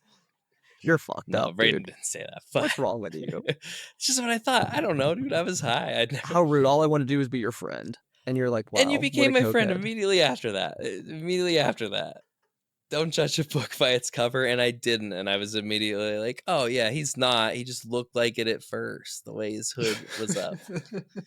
If anybody would have saw him, they would have agreed. It was May. He had his hood up. It was weird. Okay. You guys live in the Arctic up there. Not at that time though. It was pretty warm at that time.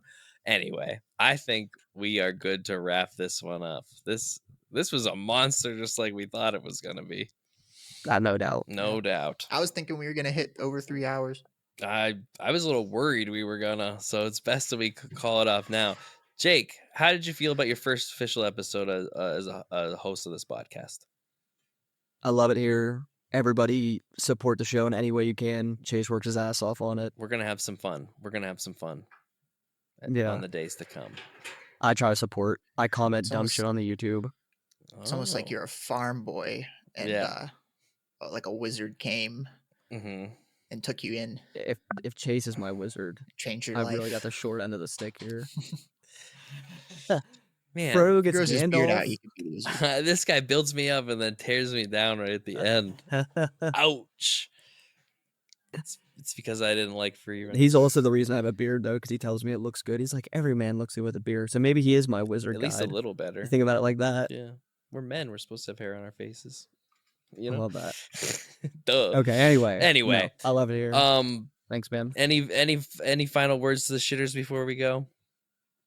Poop. Nope. All right, then. Everyone, Love you, people. welcome to season 3. It's about to get fucking crazy up in this bitch. We're watching Pride and Prejudice. But on that, that's what everyone's here for. good night, sleep tight, and do not let the shitbugs Don't bite. let the shitbugs bite. Peace.